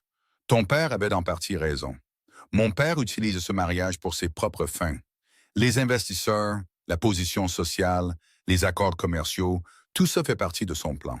Je t'ai choisi parce que je voulais une partenaire, mais il a approuvé parce qu'il pensait qu'il pourrait le contrôler. » L'estomac d'Emma se noua. « Qu'est-ce que tu veux dire? » »« Je veux dire que nous devons être prudents. La tolérance de mon père pour tes défis a des limites. Il t'a laissé rester après le dîner des investisseurs parce que ça a tourné en sa faveur. Mais si quelque chose tourne mal, si tu deviens plus une responsabilité qu'un atout à ses yeux, » la voix de Wyatt s'éteignit. « Il trouvera un moyen de se débarrasser de moi. Il essaiera, mais il devra d'abord me passer sur le corps. » La mâchoire de Wyatt se durcit. « Sois juste consciente que les batailles ne sont pas terminées. Elles ne font que commencer. » Le lendemain matin, Emma se réveilla et trouva une lettre glissée sous sa porte. L'écriture était inconnue, mais les mots lui glaçaient dans le sang. Le ranch des Brooks est construit sur du temps emprunté et des promesses non tenues. Demande à Wyatt ce qu'il en est du conflit sur les droits d'eau avec les ranchers d'Honneur. Demande-lui pourquoi son père est si désespéré d'obtenir l'argent des investisseurs. Demande-lui ce qui se passera quand la vérité éclatera sur les transactions foncières qui ont rendu cet empire possible. Puis demande-toi si tu as choisi la liberté ou juste une plus jolie cage. La lettre n'était pas signée. Les mains d'Emma tremblaient alors qu'elle la lisait 2 fois de plus. C'était soit quelqu'un qui essayait de semer la zizanie entre elle et Wyatt, soit un avertissement sur quelque chose de réel. Quoi qu'il en soit, elle avait besoin de réponses. Elle trouva Wyatt dans la grange, déjà au travail malgré l'heure matinale. Il leva les yeux quand elle entra et son expression passa immédiatement à l'inquiétude. Qu'est-ce qui ne va pas? Emma lui tendit la lettre. Elle observa son visage pendant qu'il la lisait. Elle observa la façon dont sa mâchoire se crispa et ses yeux devinrent froids. « Qui vous a donné ça? » demanda-t-il. « Je ne sais pas. C'était sous ma porte ce matin. » La voix d'Emma était stable malgré son cœur qui s'emballait. « Est-ce que quelque chose de tout ça est vrai? » Wyatt resta silencieux un long moment. Puis il posa la lettre et la regarda droit dans les yeux. « Oui, dit-il, une partie est vraie. Le conflit sur les droits d'eau est réel. Mon père se bat avec les ranchers du Nord depuis 3 ans pour l'accès au ruisseau qui traverse les 2 propriétés. Et oui, nous avons besoin de l'argent des investisseurs parce que nous sommes plus endettés que nous ne devrions l'être. Mon père s'est étendu trop vite, a contracté trop de dettes, et maintenant nous essayons de nous en sortir. » L'estomac d'Emma se tordit, et les transactions foncières, les promesses non tenues. Je ne sais pas. Mon père s'occupe de la plupart des négociations commerciales. Il ne m'inclut pas dans tout. L'expression de Wyatt était troublée. Mais je ne serais pas surpris qu'il ait pris des raccourcis ou fait des promesses qu'il n'avait pas l'intention de tenir. Il est plus intéressé par la construction d'un empire que par le maintien de son intégrité. Donc, j'ai quitté un ranch désespéré et en faillite pour un autre qui est juste meilleur pour le cacher. Non, vous avez quitté un ranch dirigé par un homme qui voit les gens comme des outils à utiliser. Vous êtes venu dans un ranch où au moins une personne vous voit comme une partenaire digne d'être protégée. Wyatt s'approcha. Les méthodes de mon père sont peut-être discutables, mais ce ranch est viable. Nous avons la terre, le bétail, l'infrastructure. Nous avons juste besoin de stabiliser les finances et de résoudre le conflit sur l'eau. Ce n'est pas la même chose que la situation de votre père, mais c'est quand même construit sur des choses dont vous n'êtes pas fier. Je ne suis pas fier de beaucoup de choses que mon père a faites. C'est pourquoi j'essaie de faire les choses différemment. C'est pourquoi je vous ai choisi au lieu de suivre son plan. Ou que c'est pourquoi je vous ai défendu quand il voulait vous rabaisser. La voix de Wyatt devint douce. Je ne peux pas changer ce sur quoi il a construit ce ranch, Emma, mais je peux changer ce qu'il devient. Nous pouvons le changer ensemble. Emma voulait le croire. Elle voulait croire que ce n'était pas juste une autre version du piège auquel elle avait échappé, mais la lettre avait planté des graines de doute qui ne seraient pas facilement déracinées. J'ai besoin de temps pour réfléchir, dit-elle finalement. Prenez tout le temps dont vous avez besoin. Mais Emma, Wyatt attendit qu'elle le regarde. Celui qui a envoyé cette lettre veut nous diviser. Ne le laissez pas gagner. Emma passa la journée à travailler évitant à la fois Wyatt et Lydia, essayant de démêler le fouillis de ses pensées. Elle avait tout risqué pour venir ici, brûler tous les ponts vers son ancienne vie. Si ce ranch n'était qu'une autre entreprise en faillite maintenue par le désespoir de son beau-père et des accords douteux, que devenait son choix? Elle nettoyait les stalles quand Cole la trouva cet après-midi. « Quelqu'un vous demande à la porte, dit-il. Il dit que c'est important. » Emma se dirigea vers la porte d'entrée et trouva une femme qu'elle n'avait jamais vue auparavant, d'âge moyen et usée par le voyage, tenant une sacoche en cuir. « Emma Brooks? » demanda la femme. « Emma Whitmore Brooks? »« Oui, je suis Sarah Keller. J'ai travaillé pour la famille Brooks il y a 15 ans, avant la mort de la mère de Wyatt. J'ai quelque chose que vous devez voir. » Sarah ouvrit la sacoche et en sortit une pile de lettres attachées avec un ruban. Ce sont des lettres que Catherine Brooks a écrites avant de mourir. Elle m'a demandé de les garder en sécurité et de les donner à la femme de Wyatt le moment venu. Je pense que le moment est venu. Emma prit les lettres avec des mains tremblantes. Pourquoi maintenant? Parce que James Brooks devient désespéré, et les hommes désespérés font des choses désespérées. Catherine savait de quoi son mari était capable. Elle voulait que quelqu'un connaisse la vérité sur ce ranch et les choix qui l'ont construit. L'expression de Sarah était grave. Lisez-les, puis décidez si vous voulez rester ou fuir Motum. Mais prenez cette décision les yeux ouverts. Sarah partit avant qu'Emma ne puisse poser plus de questions. Emma se tenait à la porte, tenant les lettres d'une femme morte, sentant le poids de secrets qu'elle n'était pas sûre de vouloir connaître. Mais elle était allée trop loin pour se détourner de la vérité maintenant, aussi laide soit-elle. Emma emporta les lettres dans sa chambre et ferma la porte à clé. Ses mains tremblaient alors qu'elle dénouait le ruban et ouvrait la première enveloppe. L'écriture de Catherine Brooks était élégante mais hâtive. Les mots de quelqu'un qui savait que le temps lui était compté. À celle que mon fils choisira d'aimer, commençait la première lettre. Si vous lisez ceci, cela signifie que James a continué sur le chemin que je craignais. Ce ranch a été construit sur la terre de mon père, gagné par un travail honnête et des transactions équitables. Mais après que je sois devenu trop malade pour gérer les choses, James a commencé à prendre des raccourcis. Il a falsifié des documents sur les droits d'eau pour revendiquer l'accès au ruisseau du Nord. Il a promis aux ranchers voisins des partenariats qu'il n'a jamais eu l'intention d'honorer. Il a construit cet empire sur des mensonges et j'étais trop faible pour l'arrêter. L'estomac d'Emma se retourna alors qu'elle lisait lettre après lettre. Catherine avait tout documenté. Les documents falsifiés, les promesses non tenues, les familles que James avait ruinées pour étendre ses possessions. La dernière lettre était datée de 3 jours avant la mort de Catherine.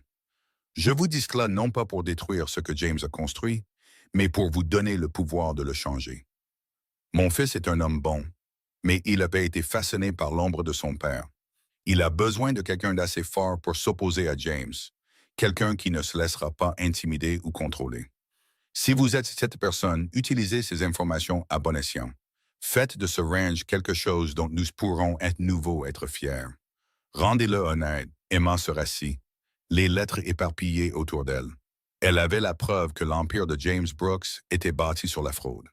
Une preuve qui pourrait détruire le ranch, détruire l'avenir de Wyatt, tout détruire, ou une preuve qui pourrait être utilisée pour forcer James à changer. Elle trouva Wyatt dans l'écurie, les mains occupées par des réparations qui n'avaient pas besoin de son attention. Il leva les yeux quand elle entra, son expression gardée. « Je dois vous montrer quelque chose, dit Emma. » Ils allèrent au bureau de Wyatt, une petite pièce attenante à la grange principale qui sentait le cuir et le papier. Emma étala les lettres une par une, observant le visage de Wyatt pendant qu'il lisait. Elle vit le choc, puis la colère, puis quelque chose qui ressemblait à du chagrin. « Ma mère savait, dit-il finalement, sa voix rauque. Elle savait ce qu'il faisait, et elle ne pouvait pas l'arrêter. Elle voulait que nous l'arrêtions, ou au moins que nous le rendions honnête. Les mains d'Emma étaient instables maintenant. Wyatt, ces lettres prouvent que votre père ait falsifié des documents sur les droits d'eau. Si les ranchers du Nord le savaient, cela détruirait tout. Le ranch, le nom de la famille, tout espoir de soutien des investisseurs. Wyatt passa ses mains dans ses cheveux. Mais elle a raison. Nous ne pouvons pas continuer à construire sur ces mensonges. Alors, que faisons-nous? Wyatt resta silencieux un long moment, sa mâchoire se contractant alors qu'il réfléchissait aux options. Nous l'utilisons comme levier. Nous le forçons à choisir entre faire les choses honnêtement à l'avenir ou perdre tout ce qu'il a construit. Il n'acceptera jamais ça. Alors, nous le forcerons à accepter. Les yeux de Wyatt se durcirent. Ma mère nous a donné des munitions. Il est temps de les utiliser.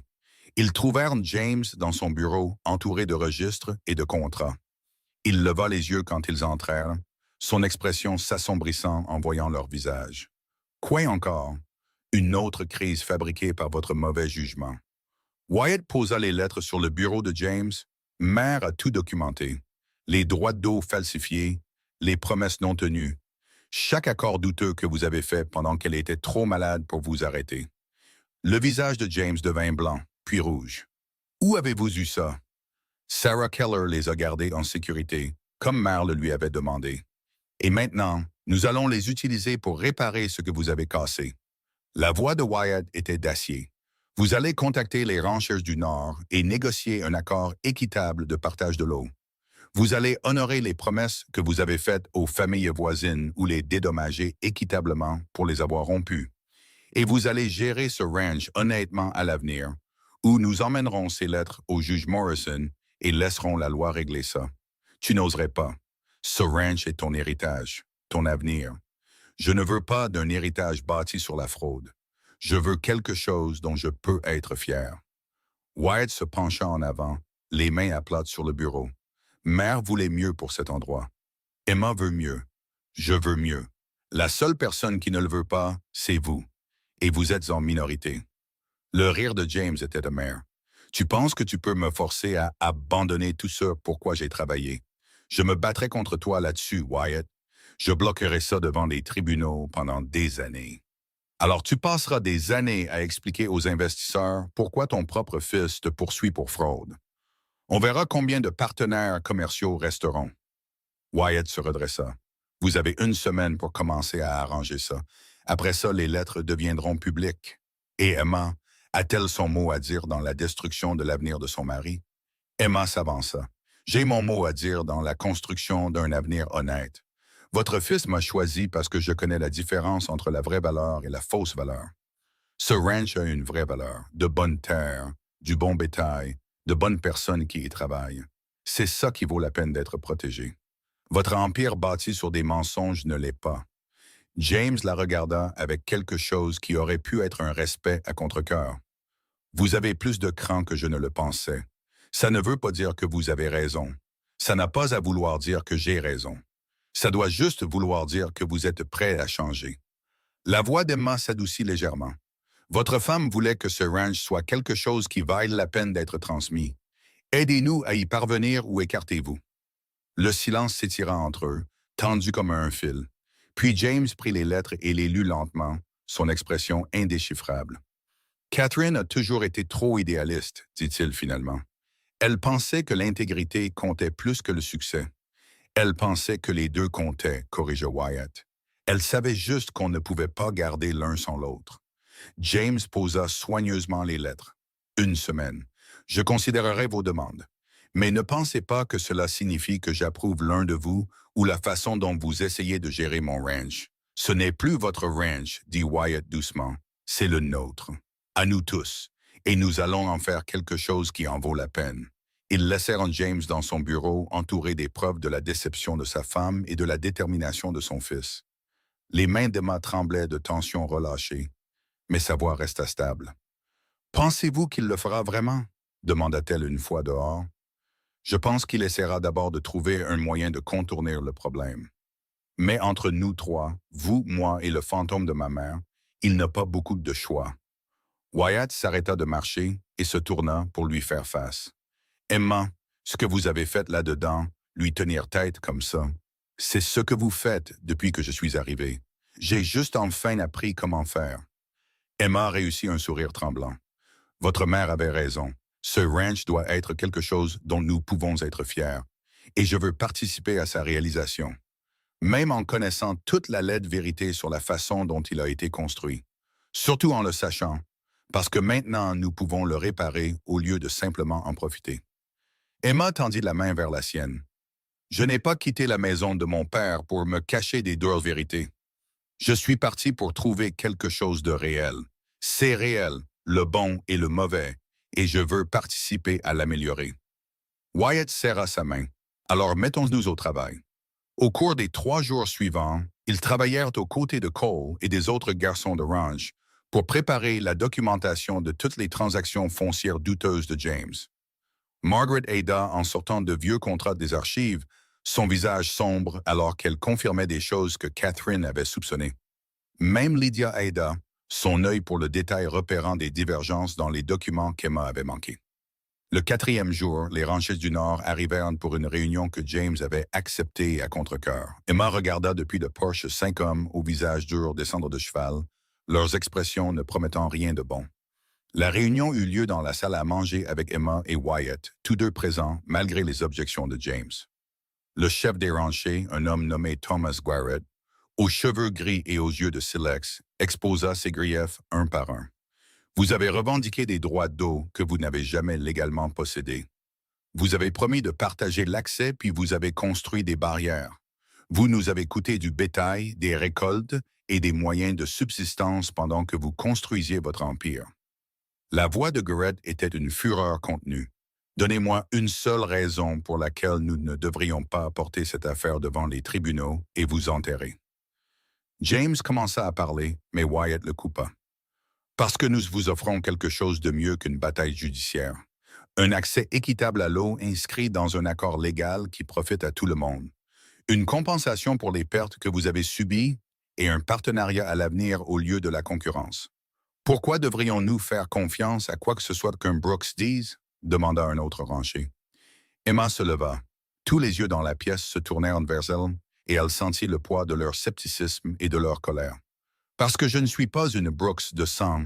Je suis une Whitmore et mon père a ruiné son ranch par cupidité et mauvais jugement. Je sais à quoi ça ressemble quand un homme valorise l'orgueil plus que la durabilité. Sa voix était claire et forte. Wyatt essaye de faire les choses différemment. Sa mère voulait que ce ranch soit géré honnêtement, et moi aussi. Nous vous offrons une vraie solution, pas d'autres promesses conçues pour être rompues. Garrett l'étudia un long moment. Et si nous acceptons cela, quelle garantie avons-nous que James ne reviendra pas sur sa parole dès que nous serons partis? Vous avez ma parole, dit Wyatt, et vous avez ces documents montrant exactement ce que mon père a fait de mal. S'il viole cet accord, vous pourrez les utiliser au tribunal avec notre bénédiction. Nous ne protégeons plus ces crimes. Les ranchers se regardèrent. Une communication silencieuse passa entre eux.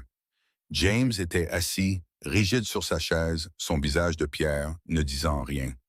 Nous devrons examiner l'accord proposé, dit finalement Garrett, et nous voulons qu'il soit notarié par le juge Morrison. Mais si les conditions sont équitables, nous sommes prêts à essayer à votre manière. La négociation dura encore 3 heures, mais lorsque les ranchers partirent enfin, ils avaient un accord préliminaire qui donnait à tous l'accès à l'eau et établissait des limites claires. Ce n'était pas parfait, mais c'était honnête, et cela importait plus que la perfection. James attendit que les ranchers soient partis avant de se tourner vers Wyatt et Emma. Vous venez de céder un avantage que j'ai mis des années à construire. Vous leur avez donné du pouvoir sur l'avenir de ce ranch. Nous leur avons donné l'équité, dit Wyatt, et nous avons obtenu la stabilité en retour. C'est plus précieux qu'un avantage bâti sur des mensonges. Vous êtes naïfs, tous les deux. Le monde ne fonctionne pas sur l'équité et l'honnêteté. Il fonctionne sur le pouvoir et le contrôle. Alors il est peut-être temps de changer le fonctionnement de notre monde, dit Emma doucement, en commençant ici même. James la regarda avec quelque chose qui aurait pu être de la reconnaissance. Vous y croyez vraiment, n'est-ce pas? Vous pensez que vous pouvez faire de ce ranch quelque chose de noble? Je pense que nous pouvons en faire quelque chose de durable, Quelque chose qui vaille la peine d'être transmis à la prochaine génération sans honte. Emma le regarda fixement. Votre femme croyait que c'était possible. J'y croyais aussi. James resta silencieux un long moment, puis il se leva et se dirigea vers la porte, s'arrêtant sur le seuil. Catherine vous aurait aimé, dit-il sans se retourner. Elle a toujours préféré les idéalistes têtus aux réalistes pratiques. Il partit sans attendre de réponse. Wyatt laissa échapper un souffle.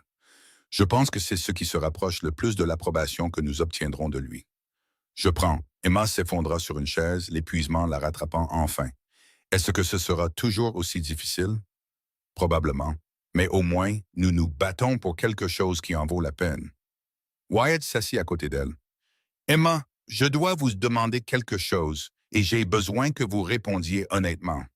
Le cœur d'Emma manqua un battement. Quoi? Quand je vous ai choisi chez votre père, c'était parce que j'avais besoin d'une partenaire, quelqu'un d'assez fort pour gérer cette vie. Mais quelque part en cours de route, ce n'était plus une question de besoin, mais de désir. La voix de Wyatt était rauque. Je vous veux ici, Emma, pas parce que vous êtes utile ou parce que vous pouvez tenir tête à mon père, mais parce que vous faites de cet endroit un foyer au lieu d'un simple ranch. Parce que quand vous n'êtes pas là, je le remarque. Parce que il arrêta de lutter avec les mots. Parce que je suis en train de tomber amoureux de vous et j'ai besoin de savoir s'il y a une chance que vous ressentiez la même chose. Le souffle d'Emma se coupa. Elle pensa à l'homme qu'il avait choisi quand personne d'autre ne voyait de sa valeur. L'homme qui l'avait défendu lui avait fait confiance, avait construit quelque chose de réel avec elle. L'homme qui lui avait donné l'espace de se trouver au lieu d'essayer de la modeler selon ses besoins. J'avais si peur que ce ne soit qu'une autre cage, dit-elle doucement, un autre endroit où je devrais gagner mon droit d'exister. Mais vous ne m'avez jamais fait sentir ça. Vous m'avez donné l'espace d'être en colère, d'avoir peur, de découvrir qui je suis quand je ne fais pas que survivre. Elle tendit la main vers la sienne. Je ne sais pas si ce que je ressens est de l'amour, mais je sais que je vous choisis. Je choisis ceci. Je choisis de construire quelque chose de réel ensemble au lieu de me cacher des dures vérités. Et peut-être que c'est ça, l'amour. Choisir quelqu'un chaque jour au lieu de simplement ressentir quelque chose. Wyatt la serra contre lui et Emma se laissa aller à sa force. Ce n'était pas le moment romantique parfait qu'elle avait lu dans les livres. C'était mieux. C'était réel. Gagné par la lutte, l'honnêteté et le choix de l'autre quand il aurait été plus facile de partir. Ils restèrent assis ensemble dans la salle à manger silencieuse, se tenant l'un l'autre jusqu'à ce que Margaret frappe doucement. Les investisseurs sont là. Ils veulent discuter de la finalisation de leur engagement. Emma et Wyatt se levèrent, se tenant toujours la main. Ils marchèrent ensemble pour rencontrer Harrison et les autres investisseurs, présentant un front uni. Les yeux vifs d'Harrison remarquèrent leurs mains jointes et leur détermination commune. Nous avons examiné l'accord préliminaire sur l'eau avec les Ranchers du Nord. Cela va vous coûter environ 15% de votre capacité d'expansion projetée. Nous le savons, dit Wyatt, mais c'est la bonne chose à faire, et cela nous donne une stabilité que nous n'avions pas auparavant. Bien pensé, nous sommes prêts à finaliser notre investissement à une condition. Nous voulons qu'Emma ait un rôle officiel dans les opérations du ranch. Son jugement lors des négociations s'est avéré précieux et nous voulons que cela soit officialisé. Les yeux d'Emma s'écarquillèrent. Quel genre de rôle? Directrice des opérations. Une autorité égale à celle de Wyatt sur toutes les décisions majeures. James reste propriétaire, mais le contrôle quotidien vous revient à tous les deux. L'expression d'Harrison était sérieuse. Nous investissons dans l'avenir de ce ranch, pas dans son passé. Vous deux représentez ce que c'est avenir. Emma regarda Wyatt, qui essayait de ne pas sourire. Qu'en penses-tu? Je pense que ma mère approuverait. Wyatt se tourna vers Harrison. Nous acceptons vos conditions. Les contrats furent signés ce soir-là. James assista à tout en silence, son expression indéchiffrable. Quand ce fut fait et que les investisseurs furent partis, il se versa un whisky et regarda Wyatt et Emma. Votre mère serait insupportablement suffisante à propos de tout ça, dit-il. Elle a toujours dit que le ranch avait besoin de quelqu'un avec du cran pour me garder honnête. Il leva légèrement son verre. Félicitations. Vous venez d'hériter de la responsabilité de tout ce que j'ai construit et de tous les problèmes qui vont avec. Nous nous en occuperons, dit Emma. Faites en sorte, James bout son whisky. Et Emma, vous aviez raison tout à l'heure sur le fait de connaître la différence entre la vraie valeur et la fausse valeur. Peut-être qu'il y a de l'espoir pour cet endroit après tout. C'était ce qui se rapprochait le plus du respect que James Brooks lui avait jamais offert, et Emma l'accepta pour ce qu'il était. Cette nuit-là, Emma trouva Lydia dans le jardin, regardant les étoiles. « Tu restes ?» demanda Emma. « Je ne sais pas. Je n'ai pas ma place ici comme toi. Je ne sais pas travailler comme toi. Je ne sais pas tenir tête aux gens comme toi. » La voix de Lydia était douce. « Mais j'apprends. Margaret m'apprend et tu m'apprends. Et pour la première fois de ma vie, je découvre qui je suis sans que Père me le dise.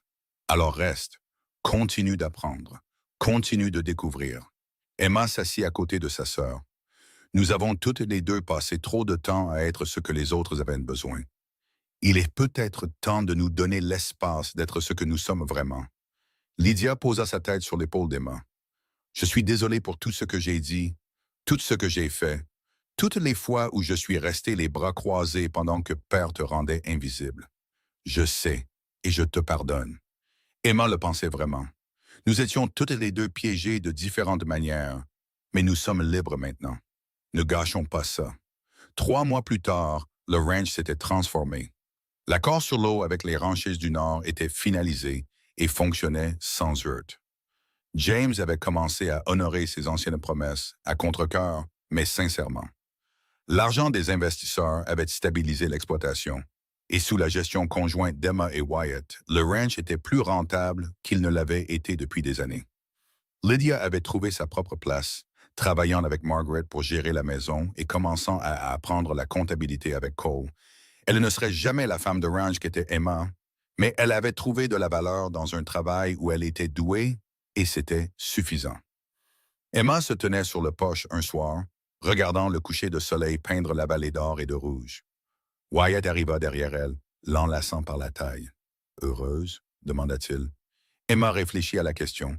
Elle pensa à la fille qui s'était tenue dans la grange de son père, invisible et sans valeur. Elle pensa à la femme qui avait tenté sa chance sur le choix d'un étranger. Elle pensa à tout ce pourquoi elle s'était battue, tout ce qu'elle avait construit, tout ce qu'elle était devenue. « Je suis plus que heureuse, dit-elle. Je suis exactement là où j'ai choisi d'être. » Et ce choix, fait librement, défendu avec acharnement, construit honnêtement, valait plus que n'importe quel empire, n'importe quel héritage, n'importe quelle attente qu'on lui avait jamais demandé de satisfaire. Emma Whitmore Brooks s'était choisie elle-même, et ce faisant, elle s'était construit une vie qui était vraiment la sienne.